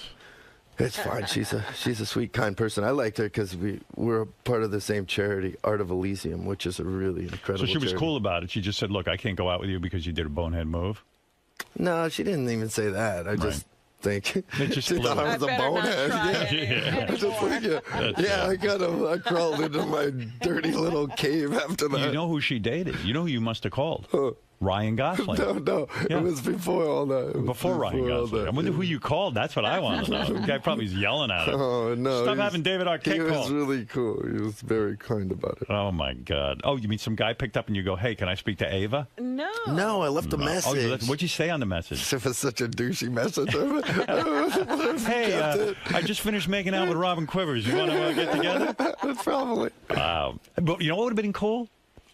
If, like, on the message you said, "Hey, look, I want to have dinner with you, meet me, blah, blah, blah," and the ex-boyfriend shows up and goes, "Okay, I'll have dinner with you." Yeah. That would have been very cool. Yeah. So you've gotten so affected by, you came out about the drinking, and then it just was like one hateful thing after another, rather than being supportive. Well, I don't know. I mean, people can judge all they want, but I just don't understand it. It's like, I'm going to do the Today Show later, and Hoda and Kathy Lee have wine glasses on their thing at 10 o'clock. I don't drink at 10 o'clock, and these ladies, I just don't understand it. No one's judging them. Yeah, right. Right. But whatever. How is the drinking going? Are you able to control it, or are you just completely out of control? No, I control it. I mean, I drink. I have my wild nights once in a while, but I don't know. And that's the quote they're going to take. What? I have my wild nights once in a while. You know what I mean? And then they'll but try whatever, to find a it's just, picture to match it, right? Yeah, and All right, let me get I'm it a straight. good person, and the bottom line is, I've got successful businesses. I have a production company. I'm on time. I do my work. I'm an actual kind person that doesn't screw people over like these reporters who write these stupid articles. Did all your AA buddies and stuff say to you, "Hey, you can't go back to drinking"? Were they trying to beg you not to do it? No, the cool ones were like, they don't judge. You know what I don't. mean? And they're like, if you need anything, you got to do what works for you. Right. And Christina didn't give you any shit about going back to drinking? No, Wow. Christina's cool. Wow. Yeah. I'm surprised. Usually a woman will give you tons of shit, although maybe she thinks you're more fun now. Well, I don't want to be in a relationship where somebody's giving me shit all the time. And That's then she not- turns into your mother. Yeah, I'm done with, Hey, how about your sister being on Ray Donovan? I know, That amazing, was right? bad. Rosanna. What a role. Rosanna. One of the Absolutely. best scenes I've ever seen acted between her and John Boyd. I know, incredible, He right? says, "You know what? I can't have sex with you. You're too old for me." And it's such a great scene for Rosanna because she's this hot chick that no one ever says that to. Right. And he goes, "Yeah." And John Boyd looks like a bus hit him, and he's like, "Yeah, I can't fuck you. You're too old for me, but I'll let you blow me." But then she says, "You'd have to put a gun to my head." And then he puts a gun to her head. That's amazing, right? Fantastic. I know. What a great show. You watching that whole show? Yeah, I love that show. Beautiful, huh? Incredible, yeah. What are you working on now? You got some show you're promoting. Yeah. What do you got? It's called Dream School. Dream School. What is Yeah. this? I'm reading It's all for about Sundance. Dream School. Yeah, You could Sundance have Channel. you could have made out with the star of Dream Dance. Could have made out with the teacher. Yeah. I'm their homeroom teacher and drama teacher. Where do I see this thing? It's on the Sundance Channel starting on October 7th. That's Redford's channel, Robert Redford? I guess Are so, you, yeah. Isn't he the Sundance guy? Butch Yeah. and the Sundance Kid? Sure. Yeah. So your show is a regular series Yeah. on the It's Sundance like 6 show. episodes. They took 15 kids who were in danger of dropping out of high school. Go ahead. They provide them with an amazing high school experience. Go ahead. Yes. In hopes to like inspire them to stay in school and get back on track and graduate. Well, how does this work? Because what you're doing for them is not like real high school. Well, I mean, it's like taking a course. I mean, it's 30 days. I don't understand. Yeah, Who are but you in this it's show? you hanging out with them and No, 50 Cent hanging out well, with there's them. there's three qualified teachers and a qualified dean. Uh-huh. And then, you know, I'm the homeroom teacher. 50 Cent's the executive producer of the show, so he sort of lays down the rules for them. And then Mae Jemison, who's the first woman of color in space astronaut, she teaches them science. Oliver Stone teaches them history. Could you drink during your class? Cliff Dorfman, my friend. No, I was still sober at the time. Oh. Cliff Dorfman, my dear friend, teaches them storytelling and screenwriting. Susie Orman teaches them finance. Jesse Jackson teaches them debate. I see. And this is going to be 6 episodes on the Sunday show. All right, that sounds nice. But you know, it's really actually a heartfelt, beautiful. And what are you teaching show. these kids? I'm the homeroom teacher. Oh, the homeroom I'm teacher. just So you're not teaching them inspiring jack shit. You're just getting them to behave. Just taking attendance. So these are kids who are like in danger of dropping out. Yeah. Oh, these are like troubled different kids. Yeah, a kid who's like, you know, fought too much. You know, a kid who... Did you sleep with any of the students? No, you did absolutely not. You were no. totally sober and you're sure of it? Absolutely, All right. yes, sir. You'll take a lie detector test? Absolutely. All right, that's good because, you know, those rumors get started and the next thing you know, you're going to be off Twitter again. So you're not on Twitter. I can't find you on Twitter. No. There's somebody faking me out there. Oh, there is. But you became so upset with all the negativity on Twitter. I understand this. It's just like, you know, I don't get why we're all so mean. It all's, you know, we talk about bullying, all this stuff bullying, but these reporters out there and the people who buy these rag mags are just supporting a bully like society. We're just not being kind and what do you want to see happen? No more rag magazines? You want them gone? And where do you draw the line? Would you allow Us Magazine? Well, you know, Life Magazine used to do something really cool. Life Magazine used to go into their home, they'd shoot them, people would talk and open up, and they'd be, you know, there'd be like this line. You know but it was mean? boring. I mean, some of those... Okay, so everyone wants to like talk. the story on you I thought was fascinating, where you were at dinner with Christina, you tell her you love her, and then you run off to the strip club. But I like don't that. you understand that they took a picture from the day before? Right. No, but that's not only mean, that's actually it's criminal. A lie. It's a lie. It's a lie. But I also don't sue people, so I'm not going to go out and sue this fucking asshole. Because they're going to say, what are your damages? Yeah, but, you know, why would they do that? They have the dates on the magazine, but, you know, it's complete lies. And I'm not like a person to like hide behind all this crap. Right. What's going on with Courtney? You seeing her anymore? Or you guys are at each other's... You still love her? You're not at each other's throats? No, come on. That'll happen. No, it won't. No, yes, it will. Why do you think that after all? Because it'll happen. Something's going to go down. No, absolutely not. Really? Yeah, she's an incredible person. I mean... So you're with Coco a couple of days a week? Yeah, every 3 days and Courtney's a week. with Coco a couple of days a week? Yeah. And what's her story? Is she fucking anyone? Oh, I don't know. I mean, I've heard things. I've heard things.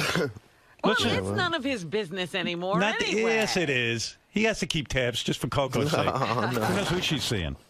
We should bring some degenerate home. I mean, it's right? It's terrible that we can't even talk about stuff because people are such shitheads out there most of the time. Yeah. That they'll just you run mean Benji and and Fred? Absolutely not. I love those you guys. like those guys. Yeah, but they'll just run with it and write some lie, and it's just not cool. The fact of the matter is we went through a divorce, and, you know, we share custody of our kid, and we're, you know, dear friends with each other, and we treat each other with respect. Yeah, but even friends have all chosen sides. Like Jennifer Aniston ain't hanging with you, right? I mean, she's on Courtney's really. side. I mean, not. Yeah, That's I mean, how it goes. I guess it does go that way, but I have no bitterness about it. I don't. Like if you called up Jennifer Aniston tomorrow and said, "Hey, you know what? I miss you. I want to see you," even though I'm not married to Courtney, she would say no. No, she probably could. You think? She wished me happy birthday. She did? Yeah. She called you and wished you happy birthday? No, text, but it's still. Text? She texted me. Yeah, she did. Yeah, it was cool. Yeah, that was cool. Yeah, it's all good. I don't have any resentment about any of it. You know what I mean? Yeah, but someone will get resentful. You'll see. Did she put a smiley face on the text? So. You know what? Did she put a smiley face on the text or not? I don't know. Yes, you do. No, I don't know. She just said happy birthday. All she said was happy birthday. Whatever. Did she say she missed you? Like, no. No. See what I'm saying? She doesn't miss you. You're reading into everything. That's right. So all she said was happy birthday. Yeah, I don't even care. I mean, How many love smiley that faces? She did it. It was kind to her. But How many smiley faces? What the hell does it matter? What are you talking about? A happy birthday message. It's got to be smiley face. Weirdo. I am a weirdo. Why are you obsessed with that? Like, what with the does smiley that matter? face? Absolutely. Yeah, I don't know. She gave me a smiley face. She did? Yes. Oh, she did. Okay. That makes you happy. All right, she gave you a smiley face. Hey, what the hell is the smiley face? So you admit it? An XO. She gave me an XO. Did she? Did she give you an XO? What the fuck is wrong with you? Are you like a 14-year-old Yes. child? Did she give you XO? I don't know what she did. She said happy birthday. That's all that matters. How great would it have been if you had hooked up with Jennifer Aniston after being with Courtney Cox? That would have and been then a Lisa good story, Kudrow. right? I mean, oh my God, it would have been the best fucking story. It would have been huge. I wanted you to do that so bad. I really did. But I felt funny calling you and asking you to do it. Thank you. When she did the XO, was it before or after the happy birthday?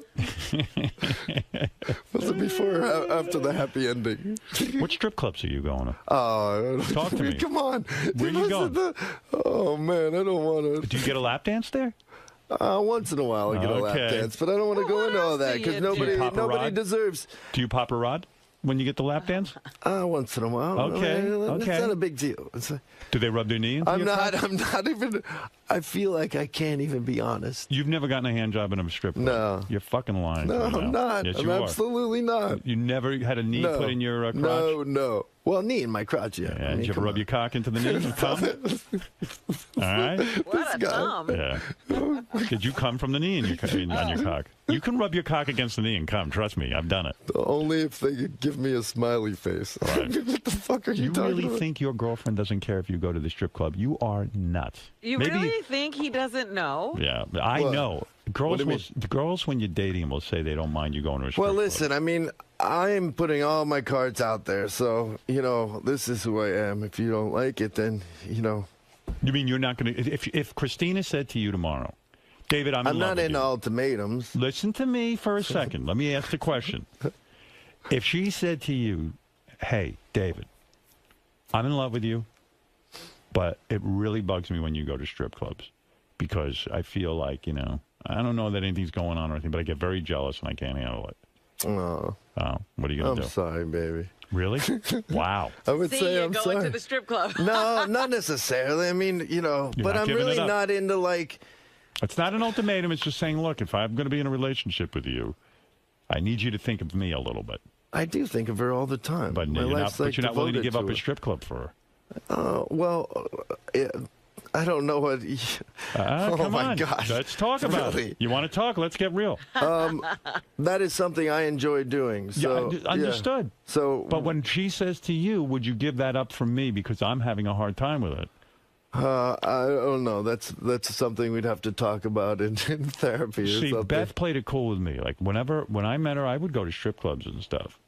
Mm-hmm. And she would even go with me sometimes. Mm-hmm. But, then all of a sudden,